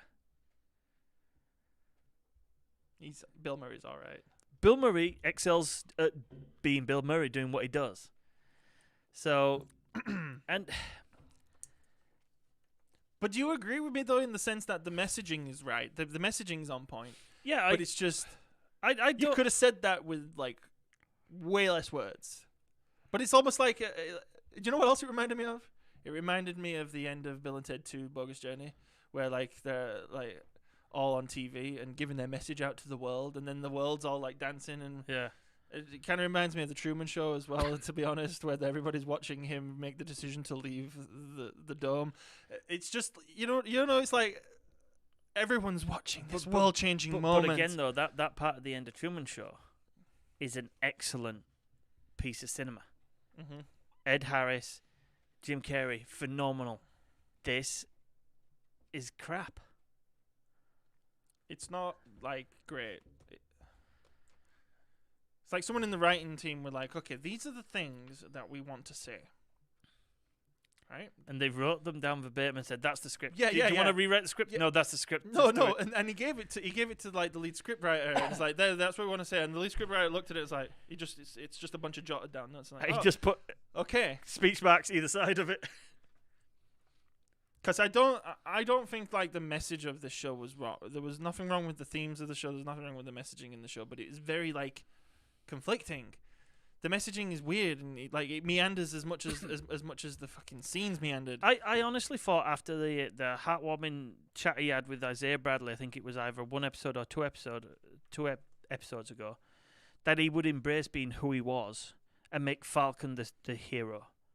Yeah, see, and this is where I think the messaging is a little off, because I'm pretty sure what that's trying to show is we're delving into the equality issue of race and whatnot. He's basically trying to show that this is what happened to me as a result of this, of what I had to go through and what I had to endure because of what this means. And so he has that line, as we discussed last week, that no self-respecting black man would want to be Captain America, and they would have even thought about making me Captain America. So there's a conflict of interest in the messaging there, because it sounds to me like Isaiah wanted to be Captain America, but because he never got asked and he ended up enduring with all this shit, then he resented it. Yeah. And so I feel like the show's trying to tell us that Sam accepting the shield was showing Isaiah, like, no, look, there's still hope and there's still, like, light in this, and I can claim this for not just black people, but everyone all across the world, because that's in the speech. Yeah. Where he says we now have a reason more than any to be united as one people, because when there's aliens out there that can snap out half of existence, right? Why are we fighting amongst each other? So I do feel like that's where the messaging was intended to make the character of Isaiah be like humbled and overjoyed by seeing this happen and these kind of events, but it doesn't come off that way. It definitely comes off at the end of that episode like it's like, yeah, no, don't you do this, Sam. Fucking do this and you're out of the club. Like, yeah. So, and then let's carry on. What are we on to next? Oh yeah, Zemo kills the rest of the Flag Smashers. It's pretty much just kind of the housekeeping from here on out. Yeah. Yeah. I guess his butler gets See, you didn't like it, but I liked it. I thought that was one of the highlights of the episode. Was ultimately a nice little rushed moment. Would have been good if the rest of the show wasn't rushed. It would have been a nice little. Well, that small scene would have been good throwaway scene if the next few parts weren't rushed. Like how they dealt with Lord Voldemort hugging Draco. It's this, isn't it? It's this. Where he's holding. Why is he doing that with his wand? Everybody else uses a wand properly, but he's. It's fucking weird. Yeah, but I'm not sure if you were here, Daniel, when we were talking about this, but there's an added wrinkle to that. The idea is that the person who does know what a hug's like was the one who wrote down the concept for the speech. And then give it to someone who's never been hugged in their life. And then he gave the speech to someone who's never been hugged in their life, and then they had to write the script with those footnotes. That's what the connection was. And then back to the sense I've got from a lot of this episode, everything's rushed and smashed together by Flags. No. You get the reveal of Johnny Walker as a U.S. agent. And I do like the fact that he says... Yeah, Linda from Seinfeld / Agatha / Julie Dreyfus. Yeah. So basically unveils... But he comes out and he just goes, it's the same, but black. I was like, what? Really? I mean... It could have been an accident. That's a shitty fucking line. Stop! We gotta stop hitting the microphones. We're trying to hands. It's like, are we fucking shit faced? Yeah, but that was such a bad line, and yet I want to see more of U.S. Agent. The last 4 episodes they've done more for John Walker than they did for Falcon as I think development. Actually, I made a realization there based on our little heated discussion that we've had tonight. Now, so you know how I was pointing out that there is, like, in the text, there is signs of Sam earning the shield. It's mostly, though, negative evidence. It's not so much that he earns the shield, but it's because but it's because through John Walker, he learns that it's not super serum that makes a soldier. So it's actually like what goes on with John Walker is the more important, more like in the forefront thing in the show. Let's put it this way. 10 years from now, someone asks me to tell them about the show, I'll be able to tell them all about the John Walker stuff. Yeah. I'll be able to tell them probably a little bit about the Flag Smasher stuff, maybe. I don't know. Just because they're new. But definitely all the John Walker storyline. I remember that. It's like they did a really good job of getting the message across. And Zemo. I think Zemo was just a really good, like, chewing the scenery kind of background villain. He didn't really bear no... But he kind of stole the show when he was in it. But ultimately, his story arc about the whole, like, him becoming... Now, his whole thing is about stopping super soldiers. That was just kind of supplementary. Johnny Walker Black Label. Yeah. That was almost just kind of supplementary to the show. It wasn't one of the major themes, stopping super soldiers. Other than, like... And he stopped him just by sweeping him under the carpet and blowing him up. Yeah, exactly. But other than maybe like the connections to the political stuff that's in the speech at the end about how we're going to create more super soldiers if we keep doing more. We're going to create more Carly Morgenthau's if we keep doing things the way we are. We need to do something different, right? That's essentially Zemo's message, right? Like he's doing something different. But the way he stops super soldiers is like go around blowing them up and killing them and massacring them. Then we have a really rushed, wasted scene. Yep. But again, Bucky and Yuri. But again, for the few seconds that he does it, it's so more emotional and believable. I just don't know what to say. They should have spent more time on the character of Bucky, but they didn't have enough.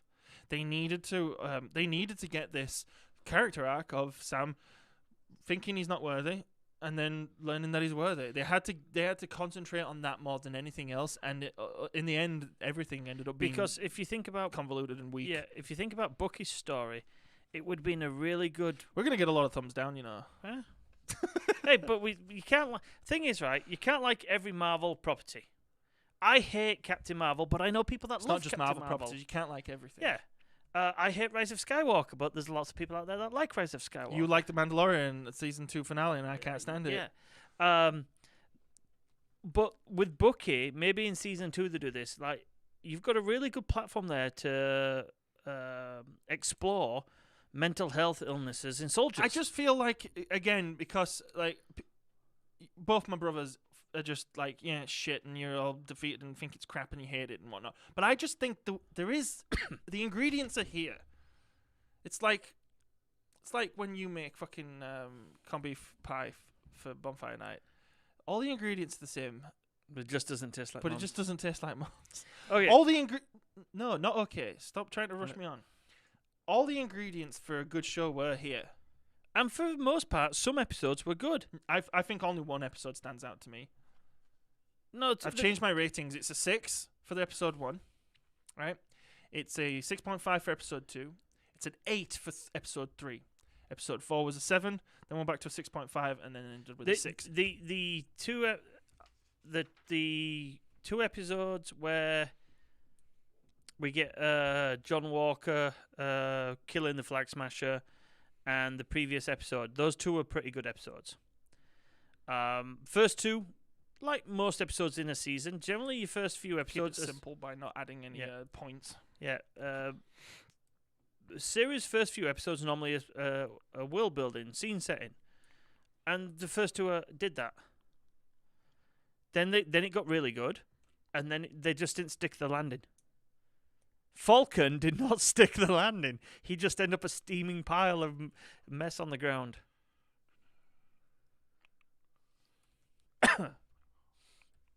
Keep talking. I was going to say you try to do math. I'm doing math. I can do that for you there if you want. You have to. Les the Jets, he's got to take his shoes off so he can count on his toes. Oh my god, it's worse than I thought. Yeah. It's only a 6.3. Yeah. I thought it might have been a 7 with that 8, but that 8 doesn't bring it back. No, for me, I said 6.5, didn't I, overall for the season. So. Out of 10. 6.3 out of 10. Yeah, 6.5. It's. Because that's it. That's the episode. There's nothing else really other than the Captain America and the Winter Soldier ending. And which is supposed to, like, you're supposed to be like, yeah, cheering moment, everybody crying, all grown men fucking brought to tears moment, and it just didn't do that. And I mean, it wouldn't for me anyway, but you know what I mean. Are you looking forward to season 2? No, but I have to quickly clarify, I don't look forward to things anymore. Yes, you fucking... I don't. I've stopped looking forward to things because I find I enjoy things more when I don't, like, get all hyped up and amped about them. Like, because... I know there's a couple of people who have... Kashal, we're just going to be, after this episode, every week we will just be doing a live show where we talk about media. We're probably going to be reviewing, hopefully, the Mass Effect Legendary Editions coming up in May. And hopefully the that portal is going to open for the Burning Crusade. So we're going to go into video games a little bit as well. And if you've not watched The Expanse, we highly recommend you go watch it. It is... if you're into sci-fi, definitely. If this show was a 6.5, then The Expanse is a 12.7. Anyway, Captain America. Just gonna put that back with all the arbitrary numbers that you pull out of the sky. Captain America and the Winter Soldier. America. Yeah, I couldn't give two shits about season 2, to be honest. I think when it comes out, I'll watch it. But I'm not excited for it. No. I'm not like, season 2. So here's my question for you. Where do you see the new Captain America and the Winter Soldier going forward in Phase 4 of the MCU? Are they going to be part of the Avengers? I don't fucking know. No, yeah, of course they are. We're on theory crafting now. This is what I'm asking you. Of course they are. They're going to make more Avengers movies, and our Avengers moving forward, for the most part, are going to be Captain America, number 2. I'm pretty sure Bucky will end up as a Dark Avenger. That's where I feel they're going with that one. What? So the Dark Avengers are headed by Thunderbolt Ross. Yeah. The guy who had Bucky imprisoned. I don't see that happening. I do. No. I do. I reckon it'll happen. And that think of the awesome drama there, the crazy tension involved in that. Because yeah, sure, but also in what did you compare them to? The Suicide Squad. Is it Amanda Waller? Is that her name? Yeah, but she put them all in prison. Yeah, but she also got them to do their bidding by having bombs in their necks.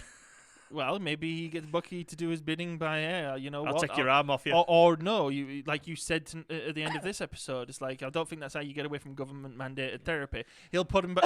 He'll force him back into government mandated therapy. So I think I don't see him being an Avenger moving forward, but he will be in the Avengers movies. I think the Dark Avengers will probably make their way into the. So who's left to be an Avenger? Thor. No, Thor won't be an Avenger anymore. He will be. I don't think guaranteed. You know why? Cha-ching! He's going to be an Avenger. No, again. And I'm telling you now, Hulk's arm will miraculously heal as soon as they start seeing the ratings go down. No, Hulk's arm will heal due to the gamma radiation. And I'm telling you, there'll be some convoluted explanation in. There'll be a if Black Widow does really good, and it makes lots of money. There will be a Black Widow 2 and 3, and there'll be some way that she'll come back to life, and she'll be an Avenger again. I think you'll find that Clint will probably somehow find his way into the Avengers again. You're missing the most prominent people that will be Avengers. No, I'm not. Just you asked me a question. Let me answer it. I'm still doubling down that I believe that Scarlet Witch is going to be a villain moving forward. I think we're going to have Doctor Strange. I think we're going to have War Machine. We're going to have probably the Guardians show up at some point again. Not in an Avengers movie. At some point. Maybe not in the next one, because I'm holding out for an X-Men versus Avengers movie at some point. You're probably 20 years down the line. Phase 17. Ant-Man and the Wasp. There's Spider-Man. I know all of them. So basically, none of the OG Avengers will be Avengers again. That's what I think. I think you'll need to have some sort of mold and glue. If you do, you'll have Professor Hulk, and he'll be the leader because he's. Yeah, everybody becomes an Avenger with him. That's exactly what I'm talking about. But I don't think the next threat in the Avengers movie will be a Thanos level threat. It'll be except if I'm right and it's Scarlet Witch, then that is a Thanos level threat. Yeah, I see Hemsworth will be in Guardians, and it will be like the Asgardians of the Galaxy. He'll join that crew. So I found out that Hemsworth, there's another character in the Thor comics who Hemsworth will be playing. It's not Thor. It's like some sort of like. Well, he'll still be Thor. He becomes like this weird Dave from Asgard. No, he becomes this weird character. I'd have to look it up, but we're using our phones as cameras today. But there's this character that apparently Thor becomes, who's like a weird Ultra Thor. And he's like some kind of crazy monster Thor and whatnot. No, I see Hemsworth. I see Thor. I've also not heard that it's Hemsworth's last movie. Either. No, it's Hemsworth has basically got Taika Waititi around the fucking balls. It's Chris Hemsworth's last Thor movie, and he said it's his last Thor movie because it's making him Thor. Yeah, it's making him Thor be Thor. And Natalie Portman is supposedly taking on the role as Lady Thor. I know that. I know that much.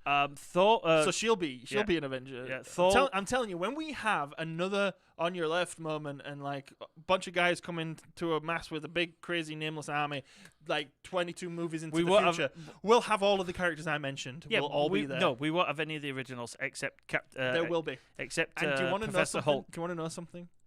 If that rating starts getting really bad for RDJ Disney, and, they're gonna call. Chris Evans. Well, no. So Robert Downey Jr., you can't have him back for two reasons. Money. Well, one, the character's unambiguously dead. Right? Yeah. And when I say unambiguously dead, because you look at Natasha. There's ambiguity to her death because she was killed by the Soul Stone. She's in the Soul Stone, yeah. And, like, Gamora is still alive. I know she's alternate universe, but there's also, like, ambiguity in Steve Rogers' death because, like I say, the ratings go down enough. They'll be like, hey, Chris Evans, we made that Captain America 4 with Anthony Mackie, and it bombed. And it wasn't really that good. So for the fifth one, we're going to need to have you come back as a sort of mentor to come and help Anthony Mackie earn being Captain America for people like you. But that's just the thing, though. There's so many characters in the Marvel universe, not just the MCU. They used up all the good ones. No, they haven't, though. They have. Like, the next Avengers film will probably be Hulk leading, the only OG there.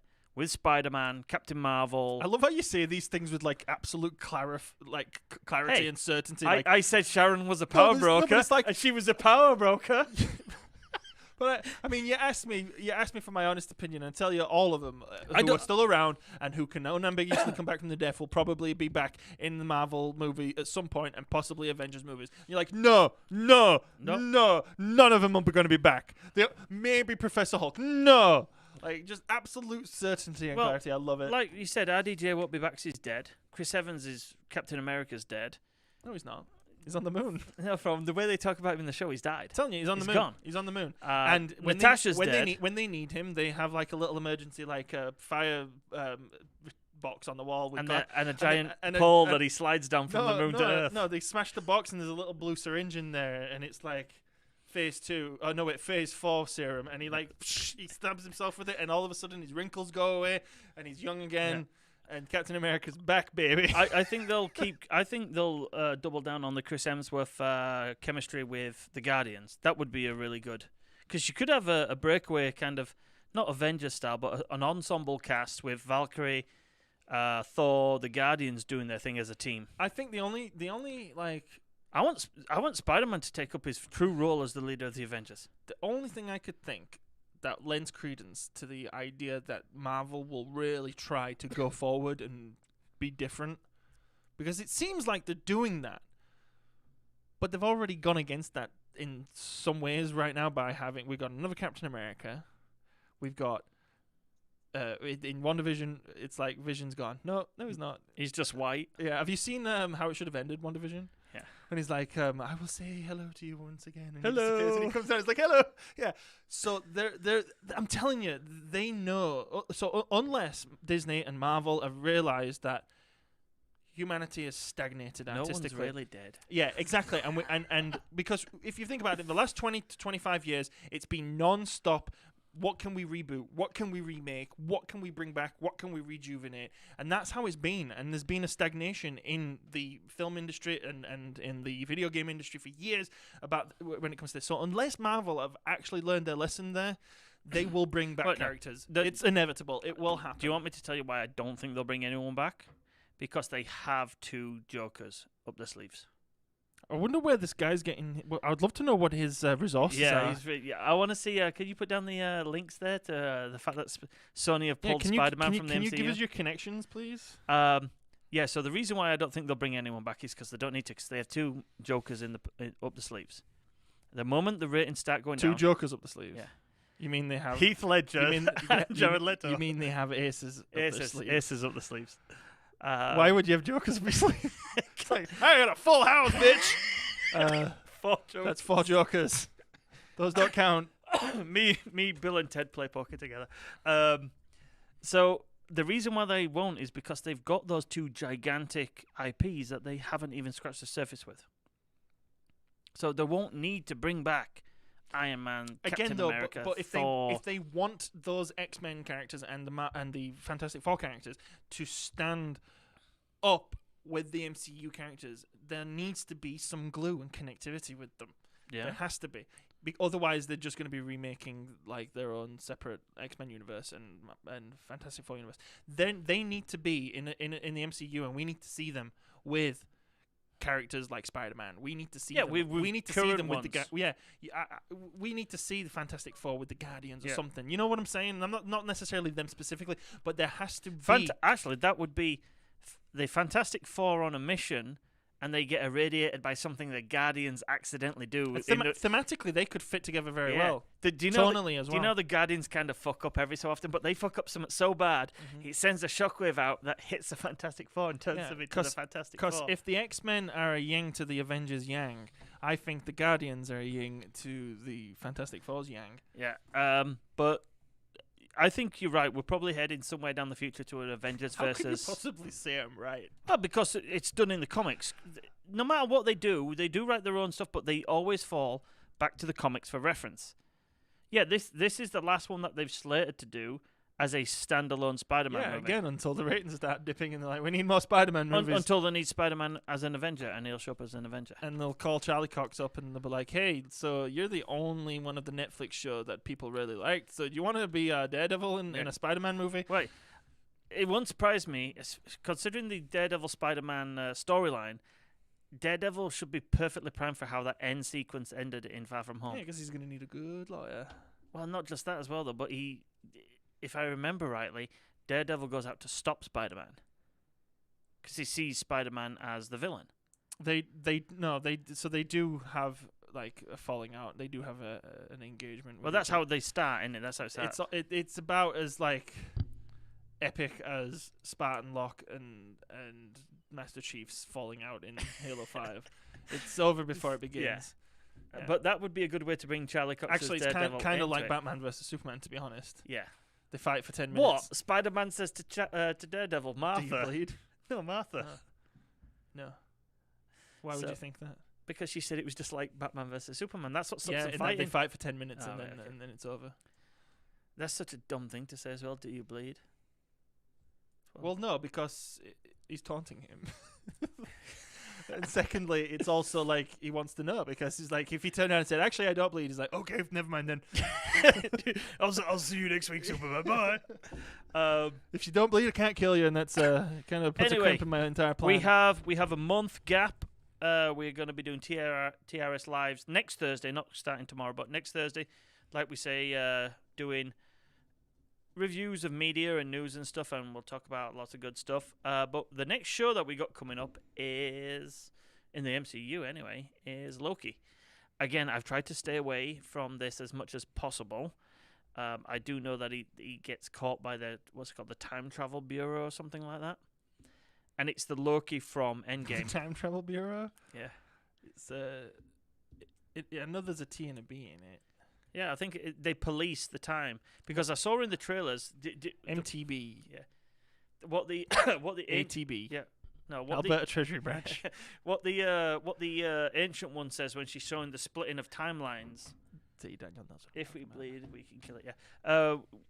In Endgame, when she's explaining the creation of multiple realities, that's shown at the Time Travel Bureau on a screen. That when Loki picked up the Tesseract and vanished, that's what he did. He started creating multiple. realities.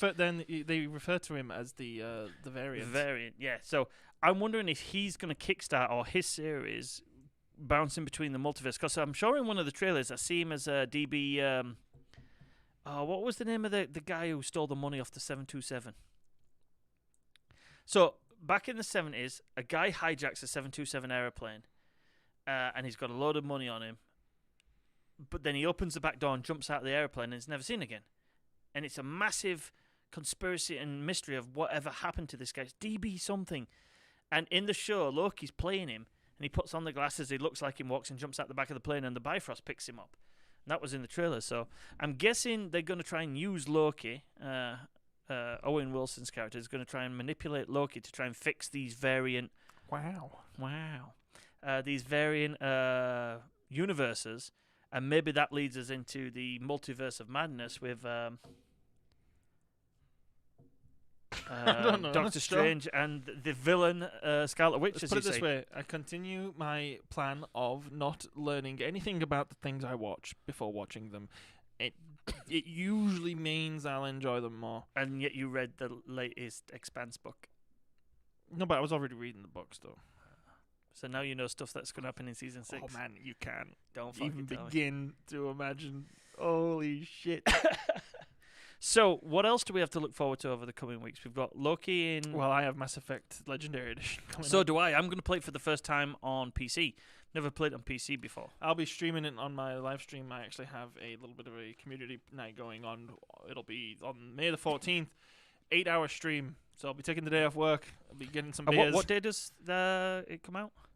You can pre-order now, can't you? I think you can pre-order now. Yeah, it comes out May the 14th. Right. I just said that. And we don't have a date for the Burning Crusade yet either, do we? Because I'm looking forward to that. Because, well, no, I enjoyed playing Classic. WoW for the first time I'm with you. I'm excited for it. But if we're gonna claim to be a gaming channel as well as like a movie and film channel, you gotta like know more games than World of Warcraft and Mass Effect. Nah, it's like, aren't those the only games? Aren't they? No. Like I'm currently playing Pokemon Yellow on my streamer as well, which is a very, very new and awesome game from Nintendo. Wait, what? Yeah, only a few years years out there. Never mind, it was made in 1998. Do we know if any movies are actually going to be released at all? Well, it keeps getting pushed back, but I know there's Mortal Kombat. Just came out because I have friends in Australia who went to go see it at the movies. Can you stream Mortal Kombat? I heard it was terrible as well. Oh, that's a shame. Well, Then- I heard first off there is no Mortal Kombat. Oh no, There's I no don't know. tournament. Shut up. Yeah. I'm gonna watch it. Don't spoil it. It's sad because when I go, funnily enough, do you know one of the places I pick up for delivery? I'm not sure if you've ever done it. Movie theater. Yeah, it's popcorn. People will order popcorn. Popcorn and I go by the window. milk duds. Yeah, I go by the Cineplex on the south there, and it's there's like coming this summer. No Day to Die. Was it the Bond movie? Oh, No Time to Die. yeah. No Time to Die. And I look at it, and then I look around at like the empty parking lot and like the leaves blowing and like garbage, tumbleweed and whatnot, and it's just so depressing. It is. Yeah, I drive by. Because isn't like Black Widow supposed to have been out already? I'm wondering. Yeah, Mortal Kombat is available to stream. you Godzilla was streamed as well. Godzilla versus Kong. I think everything is streamed and except and fucking Black Widow. When will Disney just finally bite the bullet and say well, fuck it? They've got a fucking platform. Yeah, just fuck Disney Plus. Just fucking bite the bullet and give us Black Widow. We've been waiting for so long. You're you know still gonna what? make fucking millions Right on it. now, with the amount of F-bombs we're dropping, it makes me think of that scene in See No Evil, Hear No Evil. It's like, oh, not like you. You're just like, oh, well, fuck it. I think it'll be a while before we're back at the cinema. Like, Oh, I'm never going to a cinema ever again. I'm like Mike Stoklasser from Red Letter Media. I fucking hate movie theaters. you don't like all the hooping and the hollering? That's what was so fortunate for me about Endgame, like, and why I was able to actually like walk out of the first viewing of Endgame actually slightly disappointed because it was packed. It was fucking packed. Opening night on the Northside Theater, the new one, and no one cheered, no one screamed, or like no one flinging stuff around, no one cosplaying or anything. It was just a packed theater of just normal people. I saw it the day after it was released that night because I was working. Yeah, see, there you go. I knew there was something fishy about what you were there we saying. What? No, there we go. It'd be good. It needs to come out now. Oh, no, it's coming out in July. Yeah, but July's not now. It needs to be now. Alongside cinema releases. Yeah, that won't be happening. I saw Endgame the day after the night of the premiere at 11 o'clock at a cinema in Mississauga, and there was 8 of us in the cinema on the second day, but it was like at 11. No one else, everybody else was at work, and I got the day off. But then when I went and watched it with you guys here, it was packed. You know what movie I bet And- was awesome to see in the theater? Gone with the Wind. What? What? Jaws. No. What? Star Trek: The Motion Picture. Oh yeah, that does sound a little bit like it. We have to do a show where we review warning. where we review these Star Trek movies. I'm going to be doing pre-made videos. And speaking of pre-made videos, I actually have 2 that I'm working on at the moment, and they will be coming out soon. One of them is going to be my little what-if scenario for the ending of Season 2 of Mandalorian, and the other one is going to be something you'll have to stay tuned for, because I don't know what it is. No. And I've got a list video coming I'm out. just kidding. It's going to be another Silly Moments. Yeah, I got a list. I was kind of wondering whether I should wait until we explode and we got millions of subscribers, and we're like... and they're super all awesome. silly And moments. everyone's just like, when's the next Silly Moment's gonna come out? You know, just like, again, speaking of Red Letter Media, people are always like, is this the next? Is this replacing the Plinkett reviews? When's the next Plinkett review out? People are gonna be like, when's the next Silly Moments out? As long as Bernie Sanders is in it. No, I'm gonna do a list on single-seater starfighters and how I rank them and where I think they should be in the world. Cool. I don't know how many I've only got 5 at the moment. I don't think there is 10. We should do that for the what's it called, for the Star Trek movies too. Yeah. Because I honestly, like, these conversations we have are great, but they're like completely unfiltered And they just go off and on one. very minimal research. This is all just 2 guys fucking bashing it around and throwing ideas out there. If we're gonna go and actually rank and rate the Star Trek movies, I want us to be very concise about why we think those movies are where they are. I don't just want you to be like, number 1, Wrath of Khan, because it's fucking awesome and I love it. And then number 2, Star Trek 6, because it's awesome and I fucking love it. Live long and prosper, bitch. And I don't want you to be like, and Star Trek 5 because it sucks. Like, I want us to be concise. There's some about really it. good parts in Star Trek 5. Yeah, but it is the worst. No, Into Darkness is the worst. 2, 6, 3, 4, 1, 5. The reason why That's my ranking of the originals. And then the I was on about all the movies. the TNG movies don't really. I don't rank them side by side because the TNG movies don't even come close to any of the original movies except possibly 5, I guess. Yeah. And also the J.J. Abrams and the Kelvin Universe. The Kelvin Universe movies are also judged on their own because they're completely different movies. They're not the same kind of movie. No, and Into Darkness is terrible. Do you know what? It's still watchable though. It is. It's very watchable. I watched it and I was like, yeah. The first one's the most rewatchable. No. And Beyond. The problem with Beyond suffers. So what the fuck's this got to do with Falcon and the Winter Soldier? Oh yeah, now we're just into spitballing. What time are we at? We're at an hour and 41 minutes. Let's aim to win for 11 because I want to keep talking about stuff. This is kind of prep for what to expect with our TRS Weekly. What do you want to do for the Mass Effect? Because I know you want to stream it, but I'm streaming on my channel. But we have a unique bond over the first time I played Mass Effect. So I'm wondering if we should do that again. Because I've only ever played it once more without you through. And I had similar kind of... What are you asking? Well, I'm wondering if we should do that again. Well, I'm doing it on my channel. You are going to do it. But if you want me to be here while you do yours, yeah, sure. Because the second time I did we could stream that on YouTube instead of... Because you'd have a Twitch. No. We could stream that on our channel. Yeah, we could. Why don't we? Yeah, I don't know whether my internet's good enough, though. Well, it's a single-player game, so you're not streaming the game on the internet. So you'd have to worry about that. Oh, right, yeah, good point, yeah. Because my second playthrough, I only It'll be about as good as it is. 2 characters, yeah.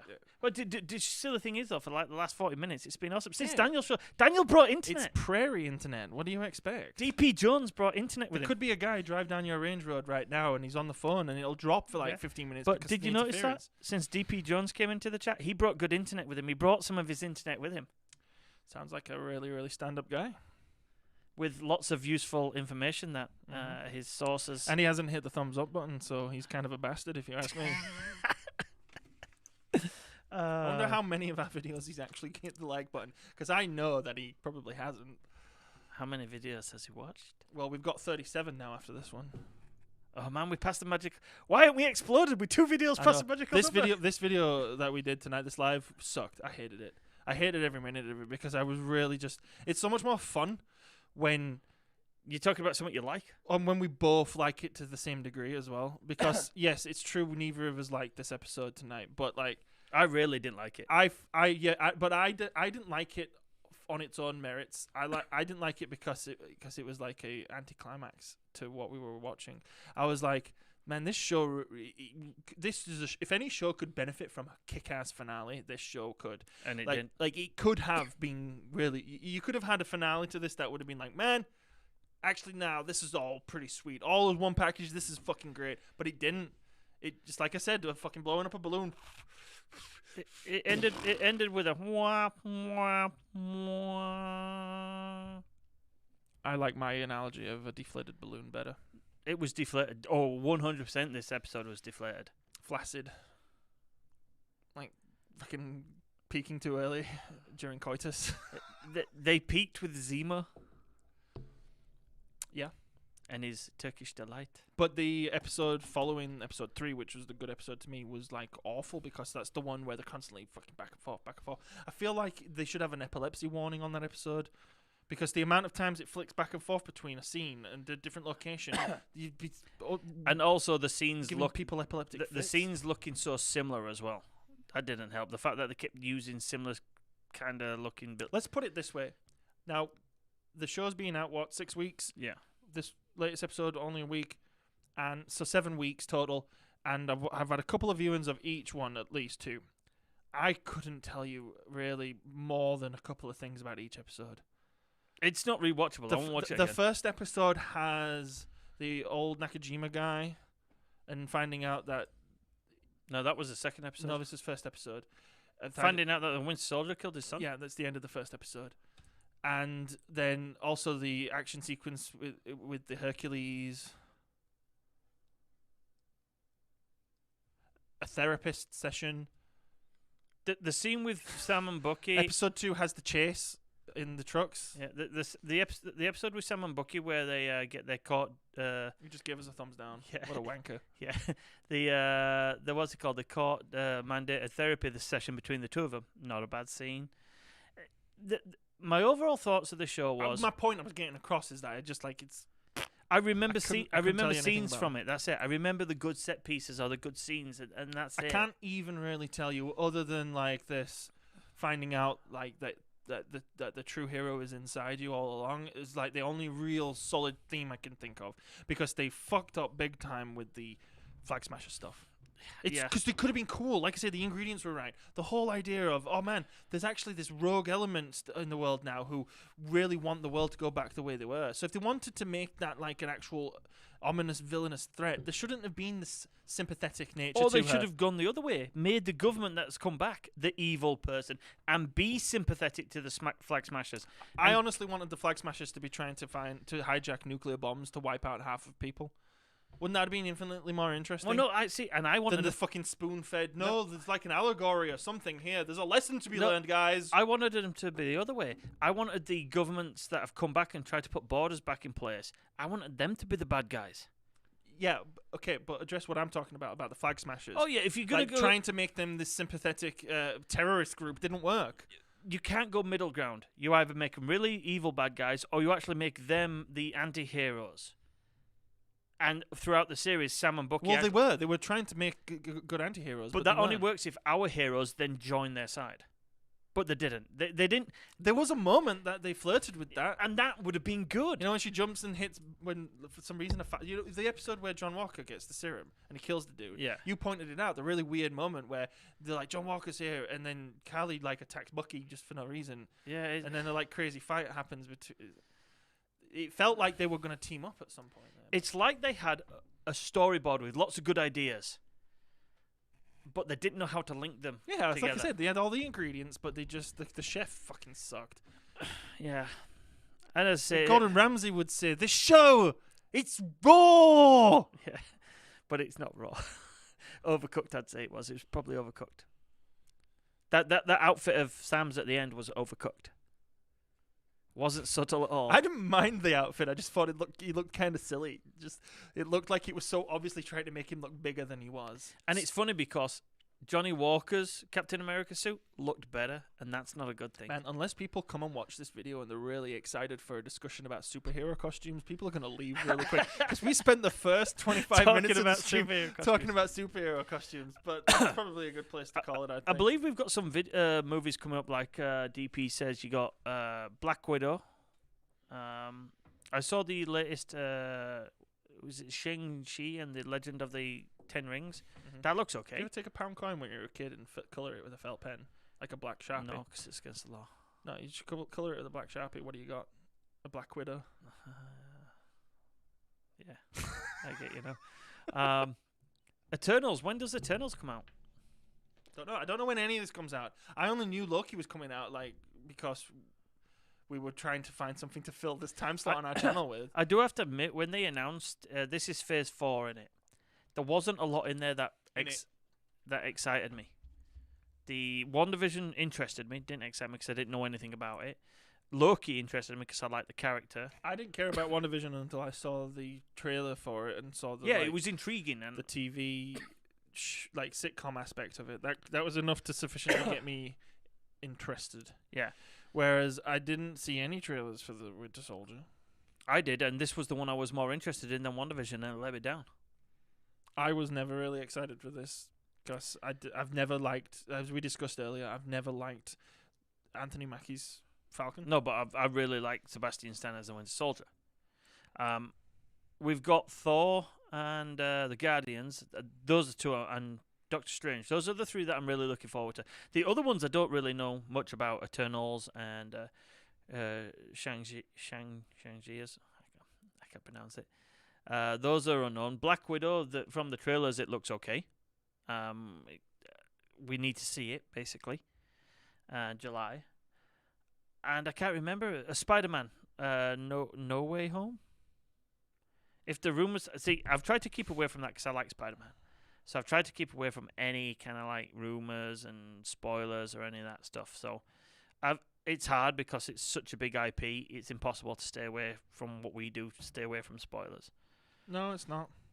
Dude, it pops up straight on YouTube when I bring up my YouTube. Just don't watch it. What's that? Spider-Man, yeah, November. So I've got some stuff coming. But November might be the time we're back in the cinema. Well, as long as we have fuckwits and chuckle fucks in Alberta acting like there's a conspiracy going on, and not getting the vaccines. We won't be able to go to the movie theaters. But like I say, I'm not bothered. I'm so happy that in today's age, I was able to watch Bill and Ted's Face the Music at home. I still haven't watched it because yet. if I'd have gone, as much as I really kind of love it, low key, if I had have gone and paid to go watch it in the cinema, You'd have been, I'd have felt a little dirty walking out. I'd have felt like, man, that wasn't worth a ticket, but it was worth the $6 I spent to rent it at home. I don't think I've watched a movie yet streaming that would have been released in the cinema, and I've watched it at home. I don't think I've watched one. What? Say again? So I don't think I've watched. Did you not watch Bill and Ted 3? No, I haven't watched it yet. I don't think I've watched a streamed video like King Kong vs Godzilla or Mortal Kombat that would have been at the cinema had there not been coronavirus. I think it's great. I think it's amazing that we don't have to go to the movie theaters anymore to watch. No, I like the movie. I like going to the movies. You can. But I like that those of us who don't necessarily give two shits about being in the movie theater now can watch it at home. But it might kill the movie industry, like the movies, the cinema. Well, the theater. Oscars was terrible. It was like the Very worst much it. rating in something like 40 years. I don't care about Oscars. No, but I'm saying it was the worst ratings in 40 years. Like, nobody watched it. The reason I like the movies, though, is because, to me, a lot about a movie is sound design. Can you imagine if the first time you listened to Howard Shaw's... It says you'd have gone to the theatre to watch Tenet. I completely forgot that was a thing. See, I've not even seen Tenet yet. I gotta watch Tenet. Yeah, I've got to watch it.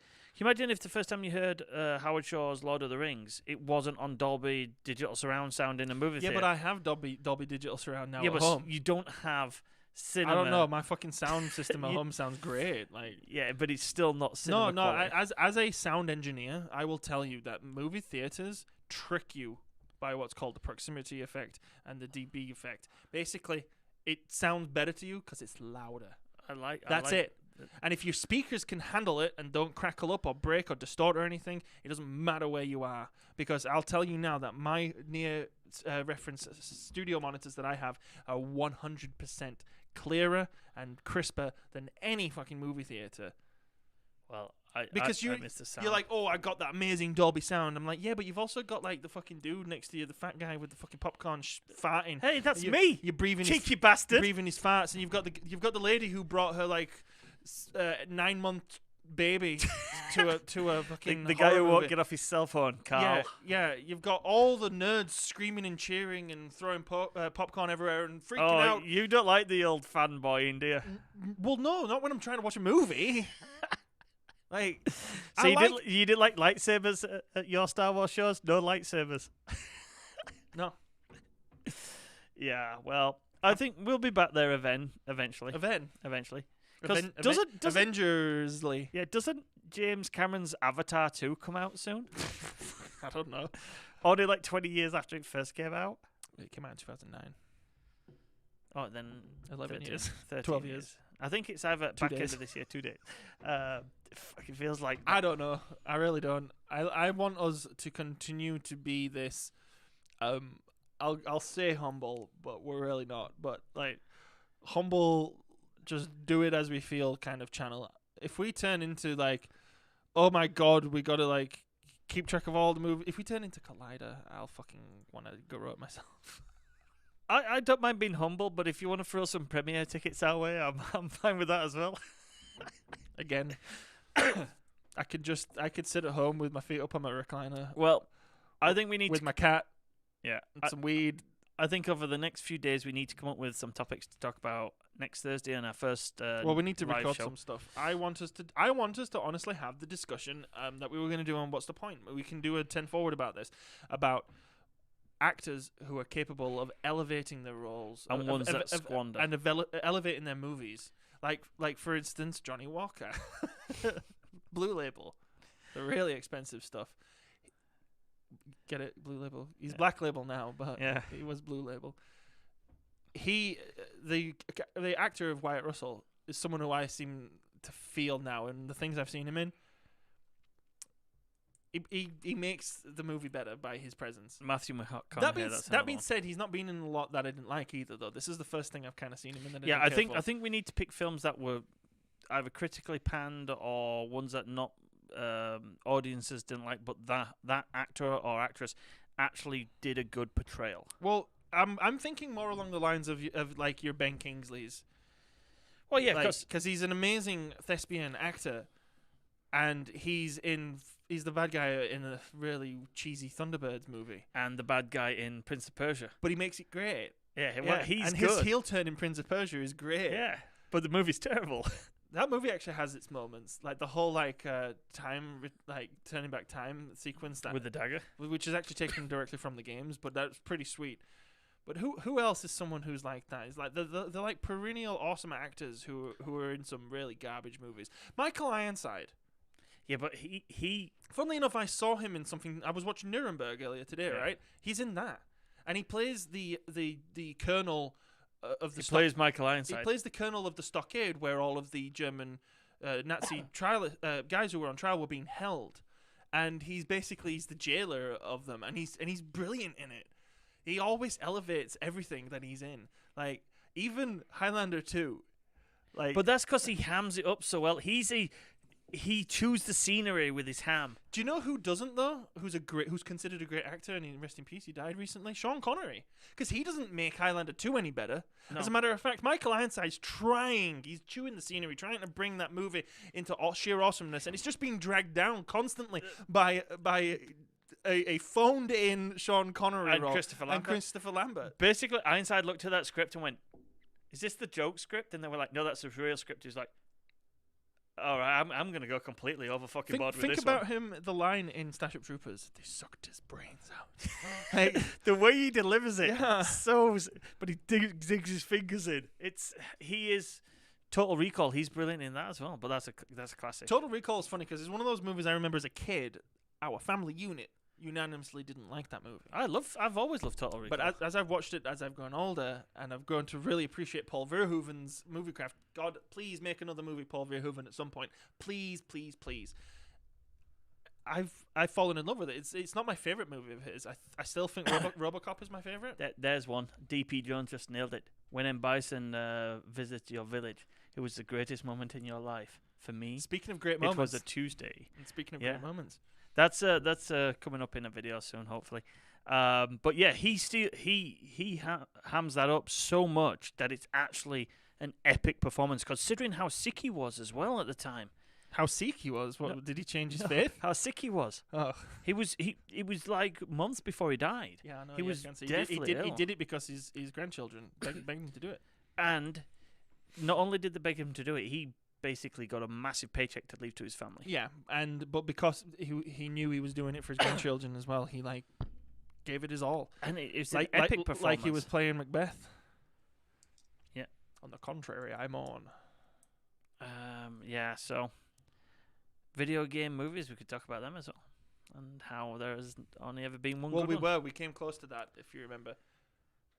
Well, maybe we should pick for next week. I think there's a few dark horses in that category and that topic of discussion. Well, let's because I think that the Tomb Raider 2, Lara Croft: The Cradle of the Life. first one's better. No, Cradle of Life is actually a sort of like in disguise really good movie, and I just think because it's a video game movie, it gets slated because it's not quite like how we expect a Tomb Raider how Tomb Raider fans want a Tomb Raider to be. No, the first Tomb Raider's god awful. It's atrocious. Like the whole plot of it falls apart when you realize that she could just destroy the one piece. Why does she help them find the second piece? If she destroys the one piece, then they're fucked. they can never use the weapon. So Yeah. it falls apart instantly. But all the Resident Evil movies are terrible. There's not one good Resident so- Evil movie. Okay, hang on. The first Resident Evil movie is good if it was not Resident Evil and it was a zombie movie. It's not a bad zombie movie. Oh no, it is. It's a terrible zombie movie. It's not a bad zombie. It- Watch it again. No, The first it's one's terrible. not good, and it's got some really good set pieces. But It because has a great moment in it. Speaking Yeah. of great moments, because but it's a yeah. terrible zombie movie. But because Resident Evil had such a massive fan base that loved everything about the first two games, the fact that you don't have anything from the games in the movie is insane. Anyway, we just eating away at our future topics here. Well, it's good. Maybe we'll see what fucking performs well. Yeah.